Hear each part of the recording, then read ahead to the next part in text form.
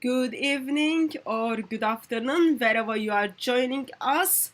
My name is Hatun. I lead the CCI team, and as you can see on the screen, on one side we've got Tommy Robinson, and on the other side we've got David Wood. So David Wood is joining us from the state. Tommy Robinson is joining us from England. And as you can see the topic from the YouTube, our topic is, I am hearing echo from someone. Our topic is about freedom of speech and also grooming gangs. Can I just get first of all quick confirmation that sound is okay so far from my side?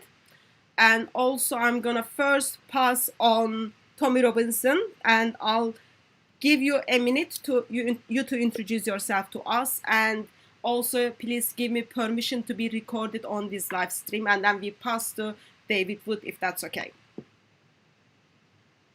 So my name's Tommy Robinson. If you go on Wikipedia, you will read that I'm a racist, thug, hooligan, bigot, Islamophobe, and that I should be silenced and disappeared. The reality is I'm an ordinary English man who's watched the decay of my town and country. I speak openly and honestly about Islam, which gets you all of the labels I've just spoke about. So yeah, many people know me. I'm on your live stream. I expect you may get a bad mark off of YouTube for having me on, because I'm not supposed to be seen. No one's supposed to see me anymore. So yeah, good luck with that. But I'm happy to be here. Oh, well. As I said, David, I'm privileged to be on with you, mate, because I've watched, and after every terrorist attack and anything that happens, I've never seen anyone dissect and destroy in such a humorous and sarcastic way. So it's brilliant to be here, and I've watched your bravery at Speaker's Corner as well, Haytan. So thank you. I admire. Did you give me permission to be recorded in the live stream? No. I'll take that as a yes. I'm taking that as a yes. Of course. Okay. Yeah. And David Wood, can I get 1 minute introduction from you? David Wood became interested in Islam primarily because in college my best friend was a Muslim. He eventually left Islam, and I thought I was done talking about Islam after that, because that was the only reason I was studying Islam. But took him about a month before he got his first death threat. It was attached to his car, and somewhere along the way I realized, nope, I should probably keep dealing with this topic. And I've been watching Tommy for years in shock and horror at how someone can be attacked on all sides by the government, by the media, simply for stating what's obvious and what everyone else around him is seeing. And so I've just been massively shocked, especially as it escalated, as he was imprisoned for doing what anyone in the United States has a right to do every single day of their lives, namely talk about things that are going on in court cases and so on. And so, wow, terrible, terrible times. And that's why it's good that we're still able to have this discussion for now, assuming YouTube doesn't block this video later. Oh, well, did you give me permission to be recorded, David? No. I stole that one from Tommy, but yes, of okay. course. Okay, so thank you for I'm taking permission from you. Tommy, you are my first atheist guest or non-Christian guest, and you are my first guest since I posted video which is gonna go live. I got approximately 100 emails where people were questioning. So, which is fine. It's absolutely fine. I hope. I'm assuming this video probably won't stay too long. So if anyone can record and then put it up, that's absolutely fine. Please do so. But let me kind of start with a couple of basics. I come across with you, Tommy, a couple of years ago. You brought attention to the grooming gangs. And since then, I'm just kind of trying to figure out what's happening in the grooming gangs. But also, I come across video on internet. Okay, so let me just bring up a couple of things. If your YouTube is not on, you won't be able to kind of probably hear what I'm saying, but let me put a couple of things. On the description of this video, I already put up a link where Tommy Robinson is addressing Oxford Union regarding what he does, why he does, and also I put a link for those of you who kind of wants to see who is the biggest dhimmi in England, is link from ITV where Tommy Robinson is being told off because he was holding the Quran. You can watch that as well, but I'm gonna bring up something new. I say new because it just like came out a couple of weeks ago. Probably something else came before this as well. Is it gonna show it? Oh, it's not showing it. Okay, seems that's not gonna work. Not sure why it's not working, but it is a video which was put together by Did you download the video, Hatun? no, I'm what it is. ITV doesn't have Channel 4 doesn't give me copyright, so I was gonna only share the screen for people to see it. Let me just try once again.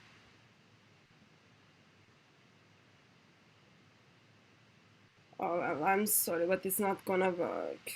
All right. So this is a video of titled by Channel 4, titled as The Truth About Amazon. If you kind of go to Channel 4 and try to watch the video, one of the things you're going to see is in the 40 minutes from 40, presenters are identified. Okay, I can see the video. I can't see the video on the full screen. That's my problem. Sorry, that's my issue. On the approximate 40 minutes of the video where a person is identifying, talking about Amazon and the Prime, where people get to watch the video stuff. And then it talks about there is something dangerous that is happening in Amazon. And the reason for that is because in Amazon, we have a video where documentary, which is also Tommy Robinson speaking. I'm sorry, in somehow my technical side from is not working, but please do go and check that out. So before we start, Tommy Robinson, can you kind of just bring me up to date? What have you done? What have you done? Even though you express again and again that you've got problem with Islam, yet you don't have any problem with Muslims. You are identified as Islamophobia, extremist, someone who should be killed, and it goes on and on. So what have you done? I am categorized by Facebook as a dangerous person. Has anyone seen me? If you've seen the size of me, I'm a dangerous person. I'm categorized as a dangerous person. Amazon banned my book. Okay, Amazon banned my book. You can get Mein Kampf on Amazon. Okay, you can buy Hitler's book, but I'm categorized that dangerous or that bad that you shouldn't be able to listen to me, shouldn't be able to hear from me. The reality is that the real far right or the real Nazis, the real extremists, all have social media platforms. None of them are actually banned. Whether you pick Nick Griffin or you pick the alt-right, or they all still have their social media platforms because they will never reach the mainstream masses because they are generally racist or far-right or extreme. Now, no matter what labels they wanted to throw at me, the public saw it wasn't the truth. So we hit the mainstream. They listened to what we were saying. We had the opportunity to jump into their houses, onto their phones, and talk to them direct. And I amassed, as I've just put up earlier, my Facebook following was the most engaged political Facebook following in the UK. It was more than all the major politicians added together. So I had the ability to talk to the country and to prove the lies. The main reason I believe I've been targeted is the reason you started speaking about, where we call it grooming. In Holland, they call them lover boys. In India, it's called love jihad. In the UK, it's called grooming. I don't know why we have these nice, pretty, cuddly names for what is systematic torture and rape of children, enforced whether in the name of or racially or religiously motivated. But that is what I brought to the attention, and I kept on bringing it to the attention. And for that reason, and for the fact that I raised awareness and showed the public what's happening in many of their towns and cities, showed the globalist agenda and plan, that is why I'm a dangerous person. And for anyone listening, I've never been arrested on any hate crime, racial crime, religious crime. I've never been arrested or questioned under hate. We have masses of hate law crimes, as everyone's aware. I've never broke hate law crimes. I simply speak the truth, for which now, once a lie is told so many times about someone by the media, by politicians, many of the public buy that lie. And you mentioned at the start of this that you've included my Oxford Union address. Yes. On that address, that's had millions of views. And if you read the comments, which I do to give myself a boost, I read the comments, and it's so many people saying, I hated this guy. You'll have viewers now watching this who have been told lies about me, who think I stand or believe something I don't. And when they actually hear from me and hear what my beliefs are and the reasons I come to my conclusions I do, and they're backed up with evidence and fact and reality, and that's what all the comments are. People saying, I thought this guy was an extremist. I thought he was a Nazi. I hated him. And when they hear my life story and the reasons I do the things I do, then they understand. And that's why I believe I'm deplatformed. That's what I believe. I sit here and I actually chuckle to myself sometimes, because I think I am just a young lad from Luton. I was just a young lad from Luton Town who started in his bedroom like this, and it grew to a worldwide movement, and it terrified the establishment that much that they've deleted me from all of society. So yeah, I would say, and now we're on your live stream and attempting to speak to people again. So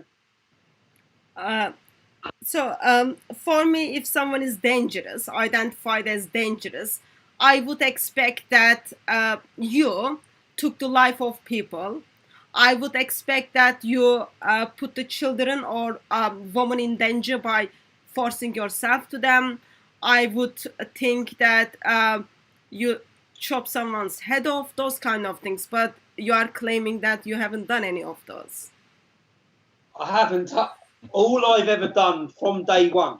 It's actually ridiculous, isn't it? It's insane, because Facebook CEO said that when he described me, he said we put him in the same category, and it was as a Bosnian warlord who was tried for genocide. They put me in the same category as someone who murdered 5,000 people in one day. So, and that's what's so comical about it. And I'll say comical, but it is quite.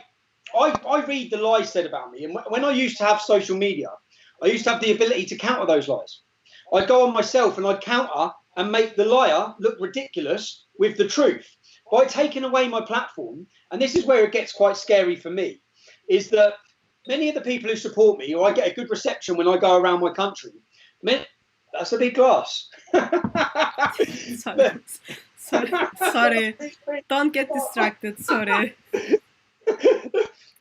Many of the people who support me remember my videos, remember the truths. The next generation coming through, because I'm deleted, because all my videos are hidden, because anyone who mentions my name is deleted from social media, because they're all put to the bottom. If you go on now and type in Tommy Robinson on YouTube, my Oxford Union address, you won't find it.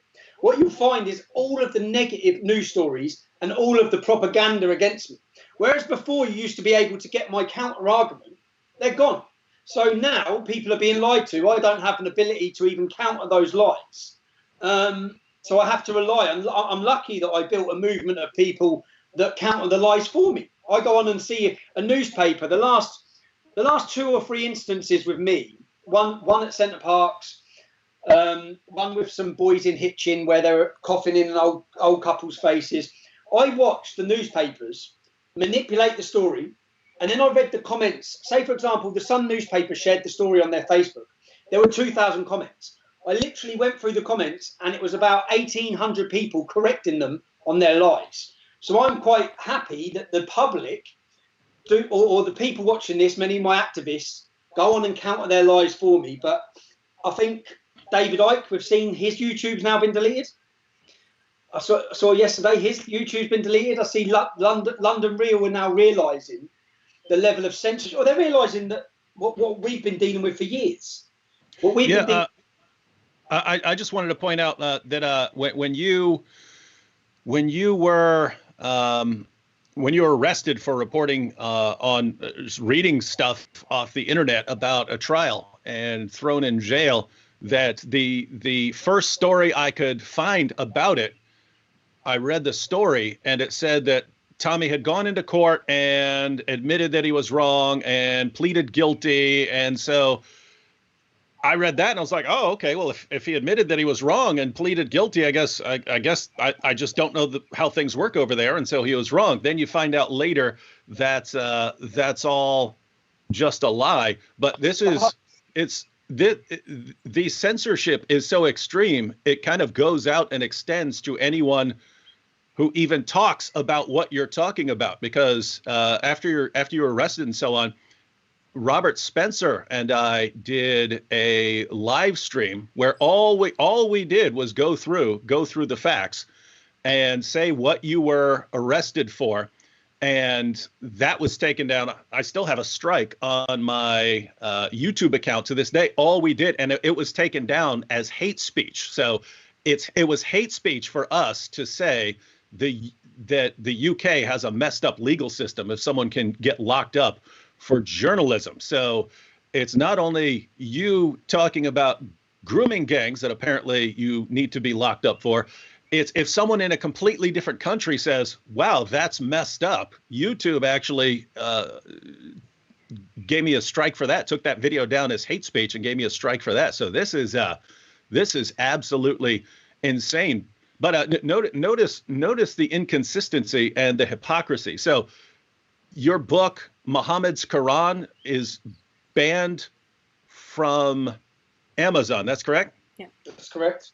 So your book, Muhammad's Quran, is banned from Amazon, but the actual Quran is available on Amazon. And the actual Quran in let's say Surah 98 verse 6 calls Jews and Christians the worst of creatures. Surah 3 verse 110 calls Muslims the best of peoples. So Muslims are the best of peoples. Jews and Christians are the worst of creatures. You know, Surah 9 verse 29 commanding people to go out and violently subjugate Jews and Christians, pagans, all, you have these verses all over the Quran. That's perfectly acceptable. Whereas if anyone said anything like that about Muslims, if someone said that Muslims are the worst of creatures, that would be universal justification to block them, deplatform them, and so on. And this is just, for some reason, the entire world has gone insane over this stuff. I mean, when I say the entire world, I mean politicians, journalists, educators, and Hollywood. Your average person on the street usually can still see this problem, but it's pretty horrifying. Especially, Tommy, you're the main one that I see this with, right? Because when they blocked you from Facebook and Facebook put out its statement saying that you were on Facebook calling for Muslims to be killed and so on. And I'm thinking, well, there's something not right about this. This doesn't pass the smell test. With everyone coming after Tommy, surely someone would take a screenshot of it and then we would see it. And that would be the end of Tommy Robinson, because no one's gonna like Tommy Robinson anymore if he's going around saying that we need to round people up and start killing them. But that's what Facebook is claiming that you did. And then it's just everywhere. It's everywhere. Everywhere we look, like if you were even 1/10 as bad as what they're saying, I would think, no, that you're right. No one should be paying attention to this guy. But every time they say how extreme you are and they say what you've done, it turns out to be a lie. And so the question is, I mean, gosh, I mean, it's bad stuff, man. And the real reason it bothers me is if they can do it to you, they can do it to anyone, right? They could pick anyone. They could pick anyone who's saying anything, and say you could pick some nice old lady down the street and say that nice old lady down the street, she's calling for everyone to be killed, and so we need to block her and deplatform her and throw her in jail. And people would say, well, yeah, we do if she's doing all that stuff. And if you've deplatformed her and she has no right to even speak out in her own defense anymore, you could destroy someone's life in a heartbeat with this system in place. And so everyone, even if people do not like you, even if people don't like Tommy Robinson, they should be horrified. They should be horrified that this system is now in place where you can just completely destroy someone and ruin his ability to speak out in his own defense. That's sick stuff. It's very sick. What I've quite enjoyed is when they do that, everyone knows it's not true. So they're digging their own hole. Mm-hmm. So in every story when they do that, they don't realise that, say, for example, that what I went to jail for, the video outside court, I think 7 million people watched that video. Now, when they got me back into jail the second time, the media told everyone that I had called for vigilante attacks against the Muslims, which I didn't do. Yeah. So 7 million people who have watched the video, that's 7 million people know I didn't do that. That's 7 million people who are then awakened to the lies of the media. It's like, for example, like what you just said, that YouTube, and this is where it gets dirty, because YouTube come out twice publicly, and they said none of Tommy Robinson's videos breach any of our hate policies, none of them. There's not one video on my account that breaches their policy, because they were coming under immense pressure. And then Tom Watson from the Labour Party and the Conservative government, they both then used a terrorist attack against Muslims to run off the back of that, to then pressurise a private company, and YouTube were the last one to fall. They then, even though they've come out publicly and said nothing I've done breaches their policies, they then made me invisible. But the lies, I get a bit of satisfaction, because when they tell these lies, because of how big my social media went, because of how viral the videos went, even recently, the video with my daughter in Centre Parks. I don't know if you're aware of what happened in Centre Parks, but my daughter was groped by a male. Yeah, mm-hmm. That all of the media run the story, not realising my videos have 4 million views. Yeah, they run the story and they say Tommy Robinson assaulted a holidaymaker, and 4 million people have now think, no, hold on a minute, his daughter was groped by the man. Why have you not mentioned that? So then that's 4 million more people who are awake to the lies and the deceit and the level of omission or deception by the media. So I've watched time and time again where I sort of sit there and then I'll go on the media's news stories or their Facebooks or their YouTube or all of their comments, and every comment is like telling them the reality.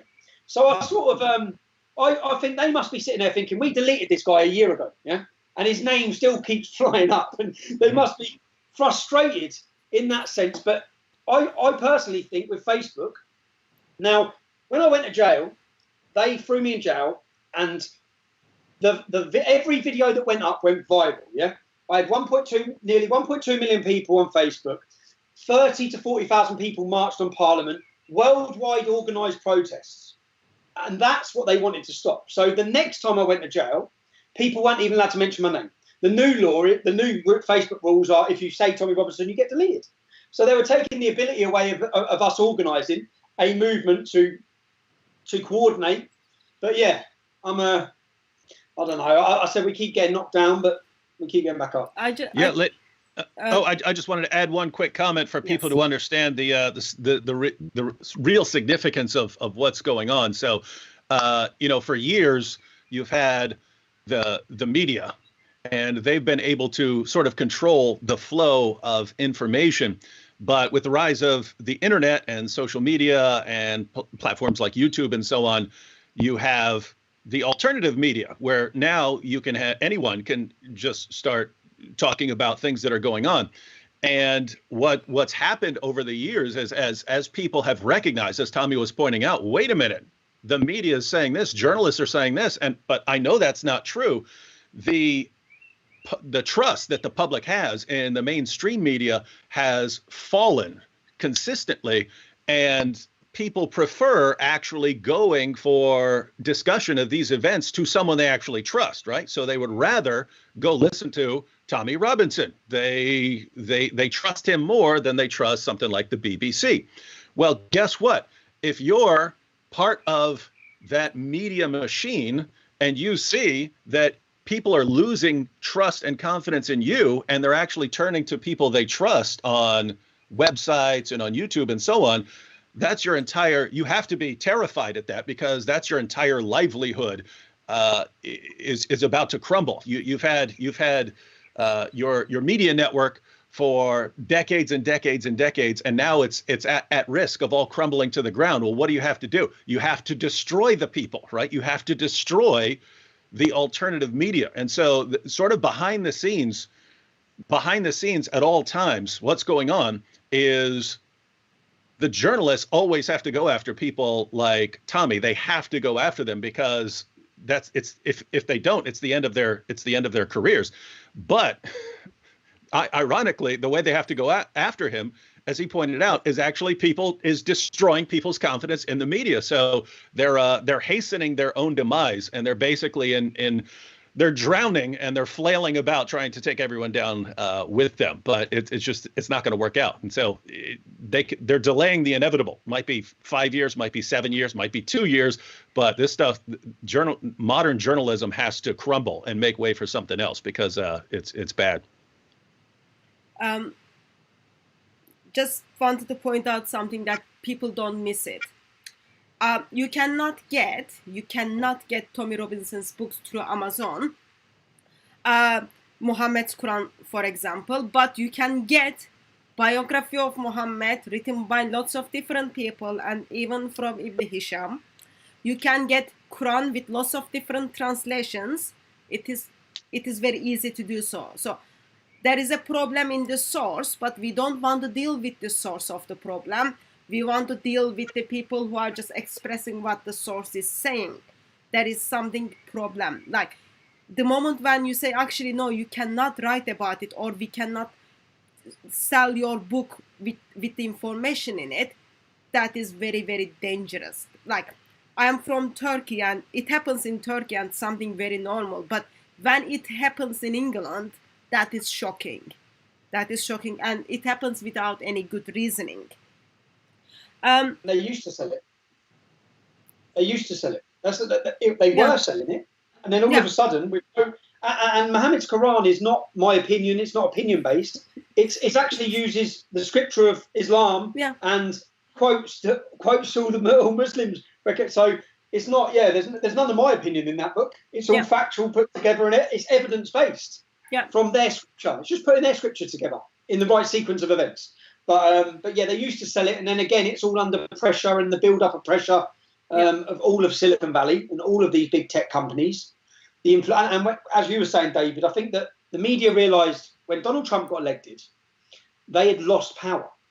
And this now, what's currently we're witnessing, whether it be Paul Joseph Watson be removed from Facebook, whether it be myself, whether it be people being given strikes, shadow banned, what happened with Stephen Crowder, they're taking back control. They're taking it back. They realise, hold on, people are now, they've been able to tell people how to think and what to think for 100 years.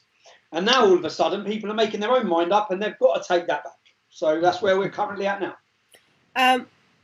Tommy, a quick question to you before I move on. Grooming gangs. Like in a sense, I can understand why David Wood is doing what he's doing. He met a Muslim who became a Christian, and then he saw what happened to him because of the teachings of Islam. Therefore, he's actively critiquing Islam. And he's like fearless. He doesn't kind of that much bother what people say. But on the other hand, like you've got a family. If you choose to not talk about grooming gangs or anything linked with Islam, I am sure your life would be pretty happy and very peaceful. Why didn't you do so? What is it with you that you choose to talk about grooming gangs and Islam? You sound like my wife. If you just did do it is the question. It is the question I get. Like I've been hospitalized a couple of times. I got beaten. I get death threats. But in my mind, I do that because I am Christian. I don't see any other options for Muslims, and they've got to repent. There is no any other option. And I think David Wood shares the similar view, but he also got the like personal experiences of his friend. But like, why didn't you want to choose easy life? You could be in Hawaii having sambat or something. Because I think deeply about everything. Yeah? I think deeply. I grew up in Luton Town. I'd seen my own relative was a victim of these gangs. Okay, and when my wife says to me, or when she said to me, "What about the children?" I generally do think deeply. I think it's not about my children, and it's not. And when I think about what previous generations, we're 1,000 years into English history, and I look at our country, and I look at what it's become, and I look at the cowards leading it, and I look at the weakness, because that's all we see now is weakness, weakness, weakness. Up until Donald Trump took over America, America was looking so weak as well. But I see this weakness, and I look at what previous men done and what they sacrificed. You had 14-year-olds pretending, lying about their age, so they could run off and fight. And they were fighting to hand down a safe and prosperous Britain to the next generation. And then I look around, and I look even at my friends, and I think, you're even scared to talk. People when they come to talk about Islam, they'll say Islam. I said, did you Muslims? Did you just whisper? Did you just whisper what we're talking about? Because we've been created, and the fear is. And I've said it many times, fear is paralyzing, and fear has paralyzed a nation that is built, and in our DNA, we're warriors. We're fighters. That's what we do. That's what our history shows we do. We fight, we protect, we defend, and right now and I look around, and that's why I look around and searching growing up. And then it got to the point, and luckily, when I started this, I had my cousin Kev Carroll by my side. So I had someone by my side, and we shook hands and said, because you can't go 1 foot into this. You have to just go all in. And if you really want to bring about change, I said, when the most recent court case I had, the judge had offered a deal. If I plead guilty and apologise, I go home. Yeah. Now, and I had this discussion with my son because he was telling me to apologise. He was saying, just say sorry, Dad, and then come home. If I didn't, and when that weekend when I went to jail outside Leeds Crown Court, 7 million people watched that video. Now, if the people who watch that video get educated on the tactics of these gangs, and it saves one girl, I've got 2 daughters, and I look and think, okay, I could have moved, I could have left Luton, I could have moved to a nice area, but where do I move to after that? At what point do you stop running from this problem?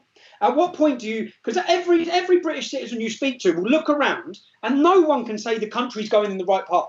No one can say we have more freedom now than we had 10 years ago. No one can say we're safer now than we were 10 years ago.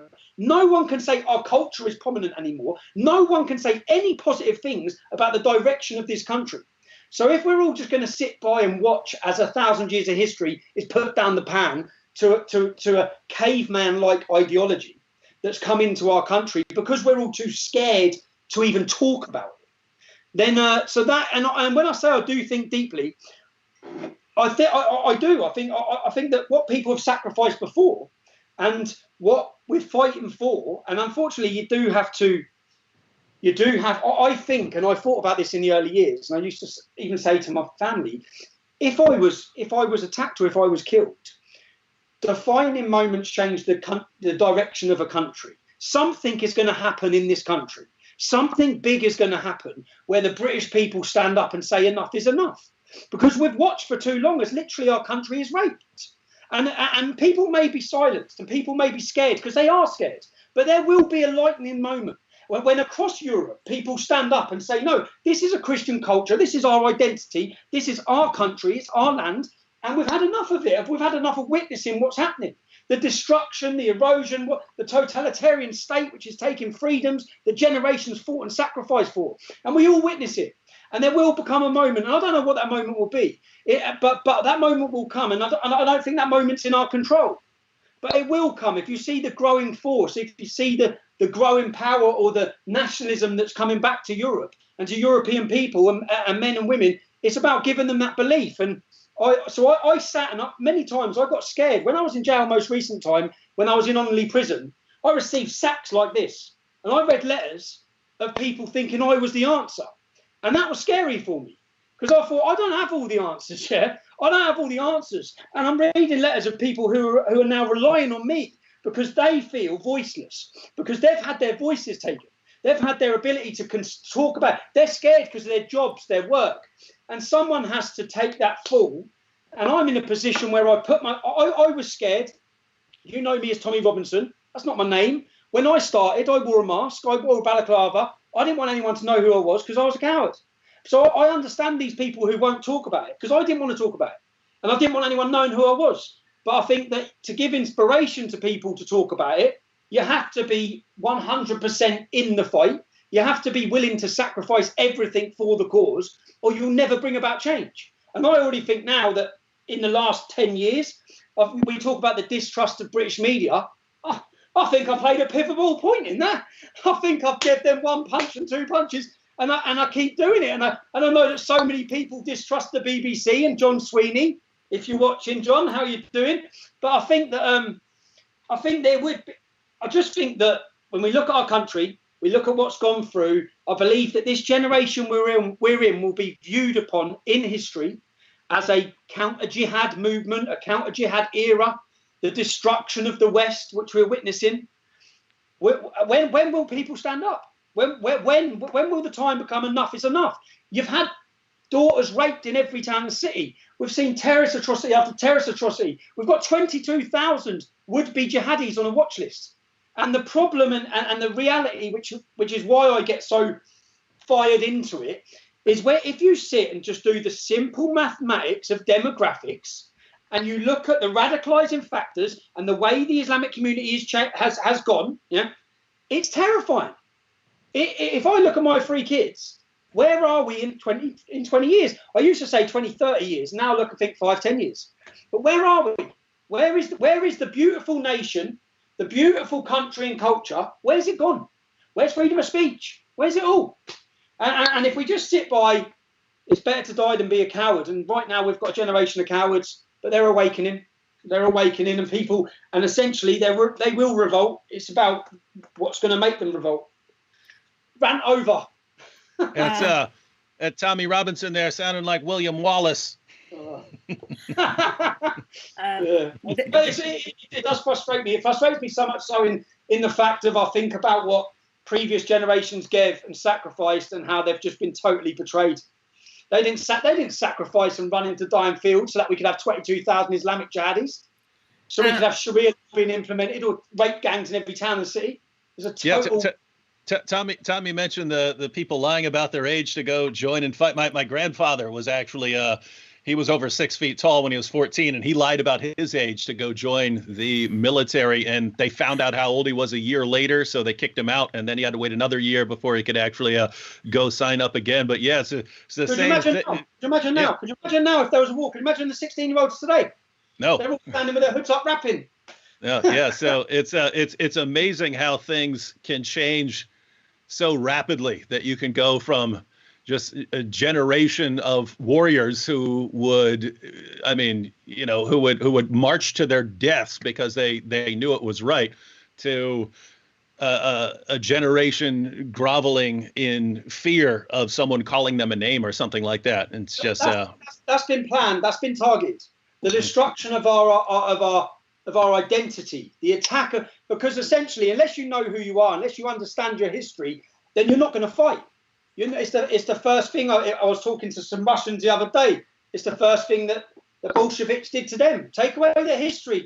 If these people don't understand who they are and their history, then they won't be willing to fight. And that's what they're doing in our education system. Because when people understand who am I, which most 16-year-old English kids right now don't know who they are. I remember I was in Poland. I was in Poland at an event. I was talking to a Polish man who had been living in England. He said, your elder generation are proud. Your new generation, they do not know who they are. And that's true. And that's not actually their fault, because it's been taken from them. And that's what I think, that we need to reintroduce pride. And if we had pride, if every one of our communities had pride, we wouldn't be allowing any of this to happen. But yeah. I'll ask the similar question to David. David, you've got amazing mind. You've got lots of good qualifications. You could have very easy and much better life. Why did you choose to go behind Islam? Go after Islam? Yeah, no, I mean, I had to make that choice once I graduated. I had a PhD in philosophy, and so it was very natural to just say, all right, I'll just go be a professor somewhere, and I'll teach philosophy and grade papers and so on. And uh, I thought about it, and I would never be satisfied or happy doing that if I'm sitting back watching an ideology that calls for the violent subjugation of the entire world expand until it's too late, right? Yeah. So couldn't do it. I could not go. I could not go and teach classes on a daily basis and basically pass that problem off to the next generation and say, you deal with it. I'm going to live a comfortable life. You guys deal with it in the future. Can't do it. So Well, in a sense, this is where in a taking sense, my it is good stand for here. us. Mhm. In a sense, it Yeah. is good for us that you are actively out there to discredit Islam or critic Islam, and same for you as well, Tommy. Thank you for standing up against Islam. Just a quick question from Atheist Steve. He's from Speaker's Corner. Yes, Steve. He does ask. A couple of years ago, you visited Speaker's Corner. It was very kind of interesting day in a sense, where it's supposed to be the freedom of speech, but it kind of didn't work as it was planned. So question is, will you be returning to Speaker's Corner? Do you know what issue I'd like to return Speaker's Corner on? I watched one of your videos recently. I don't know when you do it. 26 Qurans. Yeah? 37 now. 27. So we're told continually that it's the word of God, and the Quran has never changed. Yeah, it's never changed, and that's what we're continually told. And many Muslims believe this. Okay, now Uthman, when there were 7 Qurans, when he burned them. Why would you burn different Qurans if they were different? Yeah? If they weren't different. But when I looked and saw your presentation, or you provided, here's 26 different translations, different Qurans. And even when I looked and saw, this is where it gets so complicated. The Quran found in 1972 in Yemen, where it proved it was from 50 years after Muhammad's death.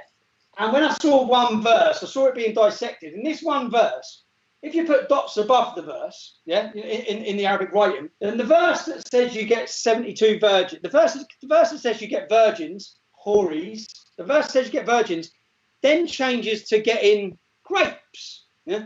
So, and that's the mad thing. Just by putting these dots here. So, and the original Quran, which is later than any other Quran, is complete contradiction to the modern ones. But your presentation of 26 different ones, because I always hear the argument saying the Quran's never changed, it's always been the same. Then, and I looked at that video and thought it's had 3,000 views on the one I looked at, and I'd love to come to Speaker's Corner myself to present 27 Qurans, yeah. And I think that on that issue, it would shine a torch on the argument. If you'd love to come with me, David, come on over, and we'll set a date when we're out of COVID-19 lockdown. I agree. We can't protect David. We need David alive. I'll do it. Let's do it, because what it will do, it will be a massive event at Speaker's Corner. But if we're talking about the issue of the fact that, no, it's not the same Quran, there's so many different Qurans, there's always been so many different Qurans, it will shine a torch on it. But I thought it was brilliant when I watched the video. And I know, you see how aggressive the young Muslims got, trying to rob the Qurans off of you and off the gentleman. I watched all. But I think that Speaker's Corner, which used to be somewhere people would talk about religions, homosexuality, all these different things, has pretty much just become an Islamic preaching somewhere for Islam to preach, through fear and intimidation as well, because I see them getting progressively violent. In fact, I would have predicted, when I was really looking in Speaker's Corner, that soon someone will be killed there. And soon someone will be killed there. Whether it be an apostate, whether it be a Christian, someone will end up getting killed by a jihadi in Speaker's Corner. I think that the work there, I know, say, Steve, I love seeing you in the back of the video shouting him out. I think it's brilliant. I think everyone who goes there shows amazing courage in the face of pure intimidation. So brilliant work to everyone. But I would love to come to Speaker's Corner. I can't wait, if I'm honest, to get out of COVID-19. I come out of jail. I don't even know how long ago I come out of jail, but I did need a break. Yeah, I felt so tired, worn. I didn't feel right. I've done solitary confinement, come out, solitary confinement, had issues at home, had family issues, and I feel fully recharged now and itching to go. So get this COVID-19 lockdown over. David, get yourself over. Let's visit Speaker's Corner. I'll get you banned from the UK, yeah? That'd be awesome. On something.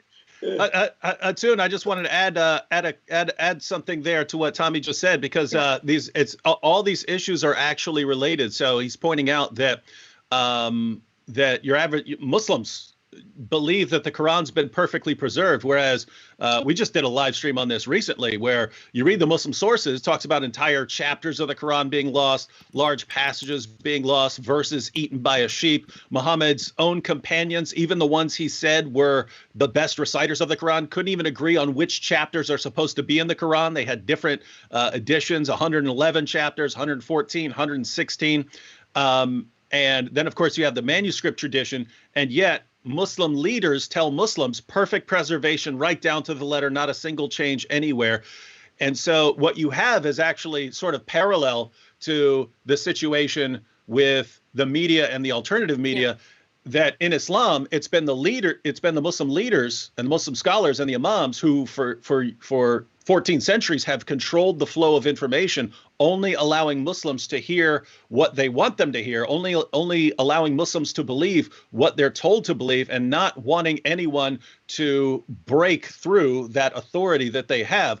So what you have now is the situation is parallel with the media, that now all of a sudden Muslims can hear the facts about the Quran, about Muhammad, things they would have never heard before from their leaders. And they hear that from people on YouTube, from people on social media.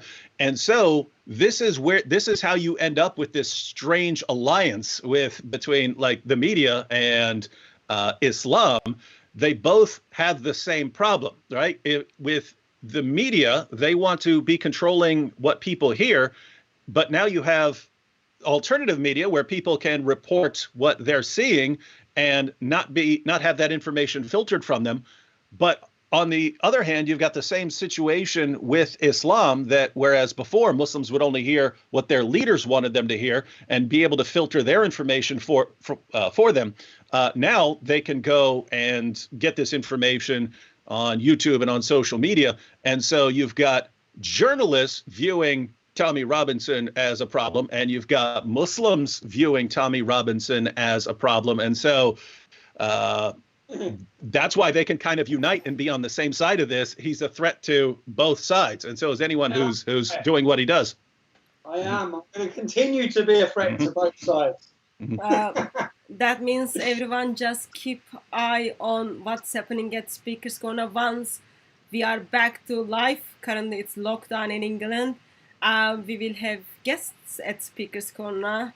I'm not sure how we are going to protect you but by grace of God, hopefully it will work all out. So, now I just wanted to bring attention to grooming gangs. I have done some studies on grooming gangs. I went to court hearings. I met with some of the victims. I have done videos from Speaker's Corner and outside of Speaker's Corner. But I'm having some issues soon after those videos are up. Usually they are being taken down. So because it's lockdown now, I'm just like trying to put the edited version on YouTube, so that like we will get people's attention. Muslim man who identifies himself as a Muslim goes and hunts those girls, becomes boyfriend, and then have sex with the girl, mainly white British girls. and then introduce this girl to his friends or even his family, where girl has been sold out for money. Girl has been beaten, violence is practiced on her, and for years and years she's just there like as a piece of fabric where she's been used by mainly Muslim men. And like all I am coming to the conclusion is, when you look at the teachings of Islam in the place of woman, Islam takes the value and dignity of woman, especially women who are not Muslim. Therefore, I'm not surprised for the followers of Islam to practice such an act. But I am mainly disappointed that in Britain, social services, police, and media is intentionally silent about it. And they have done research on the like report on the grooming gangs. Apparently, they decided it is not in public interest, therefore it's not going to be published. Tommy Robinson, what is your overall view on this love jihad or grooming gangs or white British girls to be used, bought and sold, and people are making money from them? If you ever want to understand the power of political correctness, it's that powerful that police forces, social services, councils, governments will stand by while a generation of children are tortured and raped. That is how powerful political correctness has become. That's how powerful it is. People are too scared. And I'll give you one example. Grooming gangs. The 30 MPs, 30 out of 650 British MPs signed a paper demanding that grooming gangs crimes are investigated and dealt with. 30, okay? 100 MPs wrote a letter of complaint because the Sun newspaper run the headline, "It's a Muslim problem." So 3 times as many MPs were angered and frustrated that they wrote a letter about the word, "It's a Muslim problem." They were more angry and wishing to protect criticism of Islam, 3 times as many, than were angry and wanted to protect and stop the rape of these children. The reality is, in these towns and cities, they're Labour strongholds. They're Labour strongholds that have a very committed and dedicated block of votes coming from the Islamic community that they do not want to upset. And when we hear the police turned a blind eye because they didn't want to provoke racial tensions, let's have it said how it is. They are not scared of the English community's riot. They're scared that if the issue comes out, it will still be the Muslim community that will be committing violence on the streets of the UK. In Rotherham, the biggest town where most people in the world know about this problem, 1,400 victims over a 16-year period. The only time the Muslim community come out on the streets was to protest because they were being told they had to put CCTV cameras in their taxis because that was what was recommended from an investigation to protect our daughters. Then they come out on the street. The true scale of this problem is still hidden. And if we look at the numbers, it's the numbers that they do not want people to know. It's the numbers. In Telford, you look at the Muslim population of Telford, which is at 1.8% Muslim population. In Telford, from the police report, there's 1,000 children victims. The police have identified 200 Muslim men involved. When you break down the Muslim population of 1.8%, when you break it down, you get rid of the women, you get rid of the under 16s, and you get rid of the over 65s. Yeah, we have over 20% of the Muslim men in that town are under investigation. We're not talking about a couple of men. You take that same figure of 20% from Telford. If you look at Rotherham, it's 17%. So you take those, they're the only 2 cities we have the numbers of. That's how many men are under investigation in those 2 cities of the Muslim men. Yeah, 20%, 17%. So if we average it, you've got 20% of the Muslim men. You take that figure, and we haven't had any of the figures for any of the towns and cities. Rotherham has a 3% Muslim population. Telford 1.8, 1,400 victims, 1,000 victims. What do you think it's like in Luton when we've got 35% Muslim? What do we think it's like in Birmingham, Bradford, the cities that have massive Muslim populations. That is what is being hidden. I believe Telford and Rotherham have been used as scapegoat cities because they've had to deal with this. So they know they can't hide it any longer. So they've picked the two cities with the least Muslims in the UK. The two cities that everyone talks about, there's no Muslims there.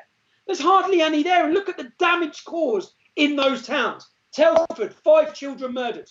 In Telford, there's 5 people been murdered by those gangs from a population of 1.8%, from 750 Muslim men in that town. That is the problem caused. What do we think it's like in East London? What do you think? And in these other cities where parents have demanded investigations, the report that's been hidden now by the government, this report that's been hidden, families have demanded reports similar in Bradford, Keighley, areas that have 30 and 40% Muslim populations. They will not do them. They will not do independent inquiries in those towns and cities, because then we start realising instead of 1,400 victims, there's probably 14,000. The amount of children, I know last year alone the figures show 20,000 children have been groomed and raped in our country. That's what they know about. So I think the thing that's being hidden, the thing that they want me silenced for, and the British public don't understand, is the scale of this problem, the size of the problem, the connections between the politicians in the Labour Party, the Muslim infiltration of the Labour Party, of the police forces. When you look at, say I just look at Rotherham. If we look at Rotherham, at the head of Rotherham Council, you had Jangahir, who was a Muslim councillor. Yeah, you've got Lord Ahmed. So Lord Ahmed, who's a previous councillor, Lord Ahmed sits in the British establishment in the House of Lords. Lord Ahmed is on trial for raping children. Okay, Lord Ahmed. You have Jangahir, who's the second in command, who was the head of the council. He is the uncle. His 3 nephews were the 3 main grooming gang men who have been sentenced to prison. The 3 main brothers were cousin. Their uncle was the head of the council. His daughter is the woman who deals with all the victims of sexual exploitation. His daughter, the head of the council's daughter, is another Muslim. She is the one who, when children come in being sexually abused, it's her charity that deals with them. The leading, their other cousin is Mohammed Shafiq, who was the man who Facebook sat down with to get me kicked off. He's a Muslim commentator on British TV, silencing anyone who speaks out against Islam. This is just Rotherham. Their other best friend was a Muslim police officer who was under investigation because he was involved with the uncle, who's the deputy leader of the council, in handing over young girls. That police officer, that Muslim police officer, he was put under investigation. On the same day he was put under investigation, he was run over and killed by another Muslim friend. Yeah, when you just dissect, that's just in Rotherham. Rotherham's 3% Muslim. The head of the council, police officer, charity workers, the 3 main grooming gang members, all of them are interlinked because it's like a mafia. The Islamic community is like a mafia. Everyone's related, everyone's cousins, everyone's friends, everyone's linked. And when you read every single report for every grooming gang in every city, brothers, cousins, fathers and sons. When is this paedophilia ever heard of like this? When have family members sat and raped kids together? When has it been acceptable to go to your 15 work colleagues who you work with and say, I've got an 11-year-old kid out here who wants to have a go? And instead of any of them reporting it, 14 of them go get involved. That's the reality of what's happening. And the true scale of the corruption and the links to the Labour Party and the way it's all interlinked. And even now, the police force, there's another Muslim police officer on trial for the Halifax gang. He's on trial as part of a gang of 15. It's just the corruption, the level of corruption. And you see, in that one town and city in Rotherham, I've told you that what happened in that council, 3% Muslim. You go to a town like Luton, where it's 35% Muslim, where the head of planning, the head of police, the deputy leader of the police commissioner in Birmingham is an Islamic radical who was part of the Trojan horse plot. The infiltration through the system into the Home Office. You won't get the truth out of those towns and cities anymore because no one's there. No one will be able to get it out. Even in Rotherham, you saw offices being broken into, reports being buried, police officers corrupt. That's just 3%. So I think the true scale of the problem is what they're hiding from the British public. The numbers of victims, the numbers of children, that's what they're hiding. I've got a couple of rants now, haven't I? I'm sweating. I get angry. David, there is a quick question for you. Okay. It's actually already happening in America. Does David realize what's happening in Dearborn? That's question from Mark. Does David realize what's happening in Dearborn? I got Yeah. arrested in Dearborn. I got arrested in Dearborn for answering. Actually, I wasn't even answering questions. I was standing there watching Nabil answer questions. He had a group of like 15, 16-year-old Muslims gathered around him. They weren't being violent or anything. They were asking questions. They were saying, how can you believe God came out of a woman? How can you believe in the Bible when you have all these different Bible versions and so on? Sitting there answering questions. He's praising them, saying, wow, these are great questions, guys. I'm excited to be answering them.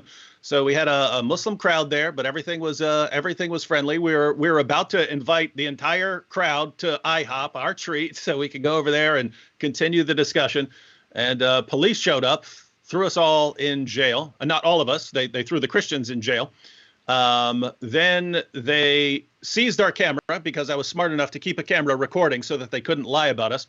The police took our cameras and then put out a police report that said we were there. We were screaming at people. We were screaming that they're all going to hell and we were causing a riot. And in order to prevent the riot, they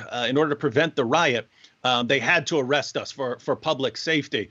And so they kept our cameras for 3 weeks until a judge actually ordered them to hand our cameras back over. So we had the footage, but by the time we actually had the footage, it showed Nabil was just calmly answering questions. The media had already reported that we were causing a riot, and so everyone sort of dismissed that and thought we were a bunch of big old mean people who deserve to be locked up. So, but on the issue of what's going on in Dearborn, very horrifying situation there. The officer didn't tell this to me, but he told it separately to our friend Paul, who was arrested, and to Nabil, who was arrested. The officer who was taking our mugshots. When he was taking the mugshots of Paul and Nabil said, you know, do you have any idea what's going on in this city? I mean, we just got arrested because Muslims asked us questions on a public street, and we started answering their questions on a public street, and we're thrown in jail for that in the United States of America. The officer who was taking their mugshot said, you don't have to tell me what goes on in this city. I've been to places where a girl's been beheaded for coming home late, and you never hear about it again. It doesn't make it to the media. It doesn't make it. And no one ever hears about it. And so, yeah, creepy stuff going on in the city of Dearborn. Get used to it. It's going to go not just Dearborn. It's going to be in all the cities. Yeah. So bad stuff going on. But yeah, it's was he on about Somali gang? I've seen Somali grooming gangs in Dearborn. No, I see a Somali gang arrested a few years back for exactly what's happening in the UK. There were Somalians doing the same crime in Dearborn about a few years back. I wonder if he's on about that. Why do you realise it's happening? Actually, the grooming, the sexual exploitation. Because look, what's happening in the UK is happening in Holland. It's Moroccan gangs. It's happened in France. It's happening in every European country. It's Iraqis, it's Somalians. The common denominator is they're followers of Islam. If you've got Muslim communities in mass, across the United States, this crime will be happening there. It just, whether it's been exposed yet, whether it's been spoke about yet, it will be happening everywhere. And it's just, yeah. They managed to hide it for 30 years here. They hid it for 30 years. As we are speaking about Islamic grooming gangs, I just wanted both of you to feel a little bit love from Muslims. Indeed, so this is from Adnan, okay? Indeed, those who abuse Allah and His Messenger, Allah has cursed them in this world and hereafter, and prepared for them a humiliating punishment. Just beware how much you are loved. So that's Quranic verse, Surah 33, verse 57. Do you know what I love? Do you know what I love about Islam? Yes, share with us, please. Nothing. Islam. Hey, Hatun, I Yes. just like to address that. So Adnan quoted Surah 33, 57. verse 57. That's actually just two verses later. You have the verse about Allah. ladies wearing the hijab or the burqa, but putting their covering over them so that they will not be molested. And that's actually, it's funny that he goes two verses earlier than the passage, which is part of the reason for the grooming gangs, right? You Muslim women, non-Muslim women, you're responsible for whether you get molested or not by how you cover yourselves. And so if you don't cover yourself, it's because according to the Quran, you're quite happy to be molested. And so you got that, you combine that with Islam's teaching about what you can do with your captives, those your right hands possess, and the utter contempt that the Quran has for non-Muslims. So again, Surah 98, verse 6, they are the worst of creatures. We're lower, non-Muslims are lower than dogs. We're lower than pigs, according to Allah. You put all of that stuff together and you get grooming gangs. What Allah thinks of these, teenage girls, 11, 12, 13-year-old girls, as pure garbage. So if you can actually seize control over them, you might as well. They're not covering themselves properly, so they don't care if they get molested. And so, our Muslim friend, thanks for reminding us of Surah 33. By the way, Surah 33, that's the same passage where you have Allah saying that Muhammad can break the 4-wife limit. Yeah. So everyone else gets 4, Muhammad gets more. Pretty convenient there. It's the same place where you have in verse 37, you have the Allah's justification for Muhammad taking the wife of his own adopted son. Allah says that Muhammad has to do this so that other guys know that it's okay to take the wives of their own adopted sons. And then you have in verses 4 and 5, Allah has to abolish adoption in Islam in order to justify what Muhammad did, to keep Muhammad from being condemned for taking the wife of his own adopted son. Surah 33. Oh, and by the way, and these were the parts that remained of Surah 33, as you know, Hatun, more than 100 verses were lost from Surah 33 because the people who had most of it memorized died in battle, and some of the verses were eaten by a sheep. So there you would have had in Surah 33 the verse about stoning an adulteress and the verse about breastfeeding adults. But so we are grateful for those of you, that. We are grateful to that sheep who ate those verses. I should. I'm just glad he asked the question. So if anyone's confused out there, you had these verses that Muhammad's wives really, really hated, right? And so you had verses saying that if they were going to be around a grown man with a beard and you were worried about them being sexually attracted to each other and committing adultery, it's no problem. Your wife should just breastfeed the man 10 times, and that way he'll be like her son, and they won't be sexually attracted to each other. Well, Muhammad's wives didn't like this. Muhammad's wives had the only copy of these verses. And surprise, surprise, as soon as Muhammad died, you can look this up, it's in Sunan Ibn Majah, 1944. As soon as Muhammad died, oopsie, we had the only copy and left it out on a pillow where a sheep came and ate it. And so what's amazing is all this horrible stuff that you have in Surah 33, which our Muslim friend just quoted to us. It was much worse before Muhammad's wives conspired to actually get parts of it out of the Quran. So, wow. So I think as a woman and as a Christian woman, I am very much grateful to that sheep who came and then eat the Quranic verses to save that sheep is a saint. That sheep is a saint, I'm telling you. I'm going to get a T-shirt with that sheep on it. That sheep should get a place on the throne of Allah.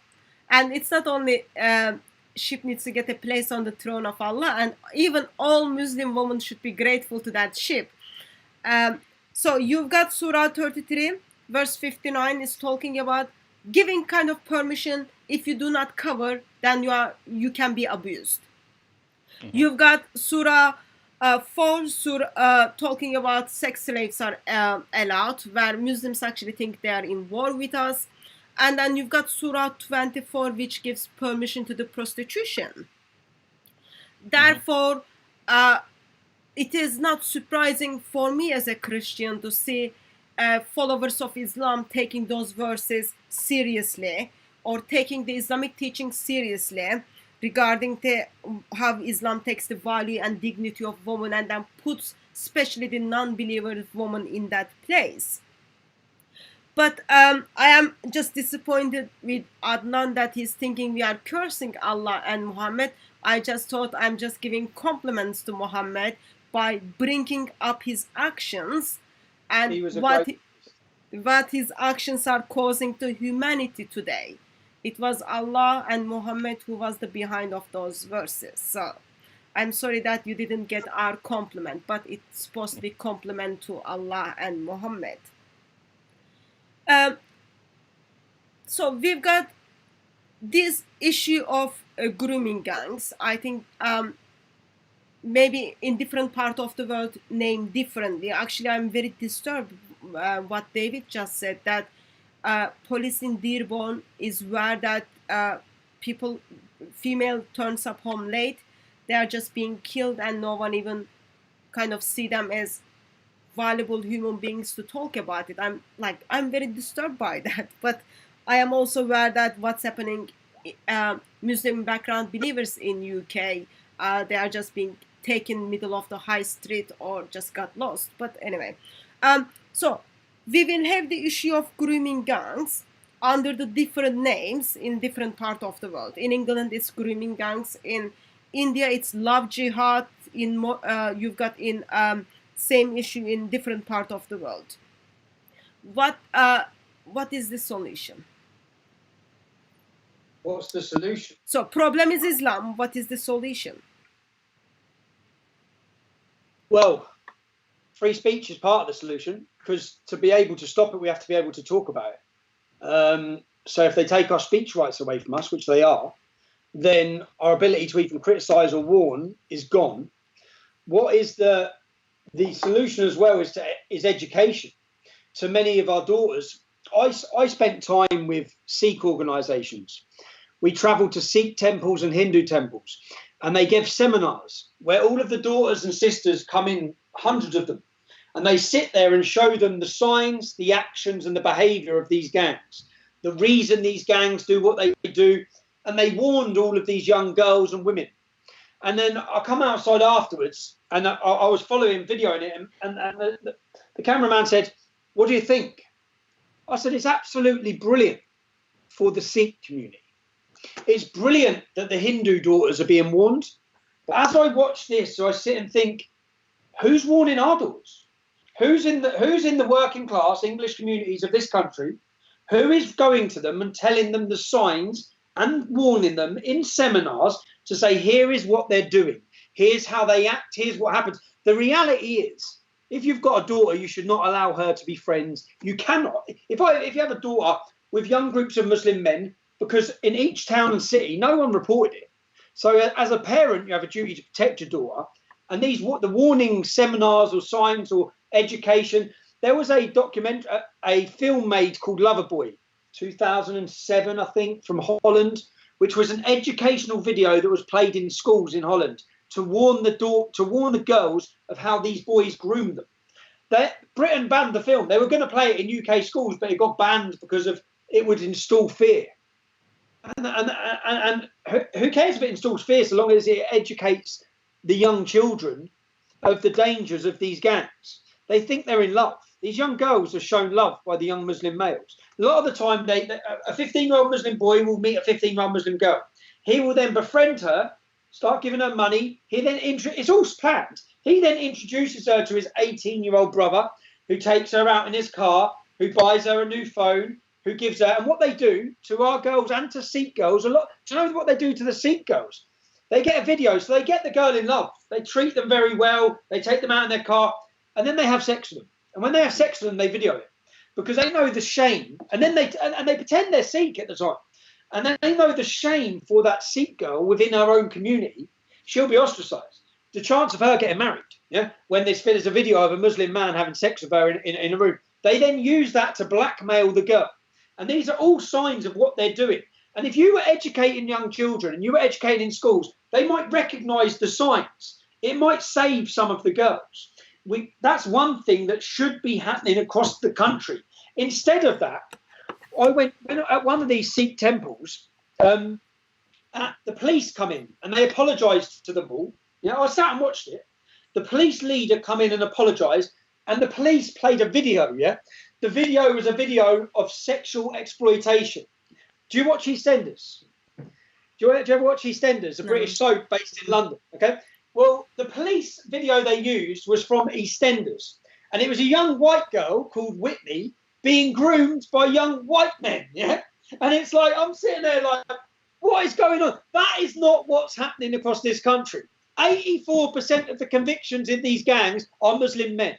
84%. That's a conservative number. Yeah, some people put up to 94%. 84%. Yet even the political correctness in the police education is showing young girls to be scared of young white boys that are doing this, when the reality is they're not. They're not. So education would be key to solving it. Deportation would be key to as a deterrent to the criminals, and real sentences, not 4 years, 5 years. They have destroyed those girls' lives forever. They have taken children away from their families. They have butchered them, tortured them, and they should be punished severely for it, which isn't happening. They should be deported. And so there's so much we should be doing, but unfortunately, it's pretty hard to even talk about it without being scared or attacked or tarnished. So, yeah, they want to pretend that, yeah, it's not an Islamic problem. And so I will bring up the same question to David, but David, can I ask you two questions? Yep. First one is, Quran, Surah 60, verse 8 says, to be good to unbelievers who do not fight with you. Who doesn't fight you. So therefore, actually, it has nothing to do in Islam, or Islam doesn't kind of give out violence or such a things. That's first thing. Second one is, in Islam, Islam is a religion where actually man cannot even sit in a same room who is not part of the family, and man doesn't even handshake the woman. If that is the teachings of Islam, why we are kind of claiming that actually Islam is the reason behind grooming gangs? Well, so two issues there. As for Surah 60, verse 8, that's not quite what it says. It says there's nothing forbidding you, forbidding you. Allah doesn't forbid you to show kindness to someone who isn't causing problems for you. And this is supposedly, dealing with a family member who had come to visit. But if you look just a few verses earlier, same chapter, just a few verses before that, you have Abraham set up as a pattern for Muslims. And it says specifically that Abraham said to the unbelievers, there is endless hostility between us and you because you refuse to believe in Islam.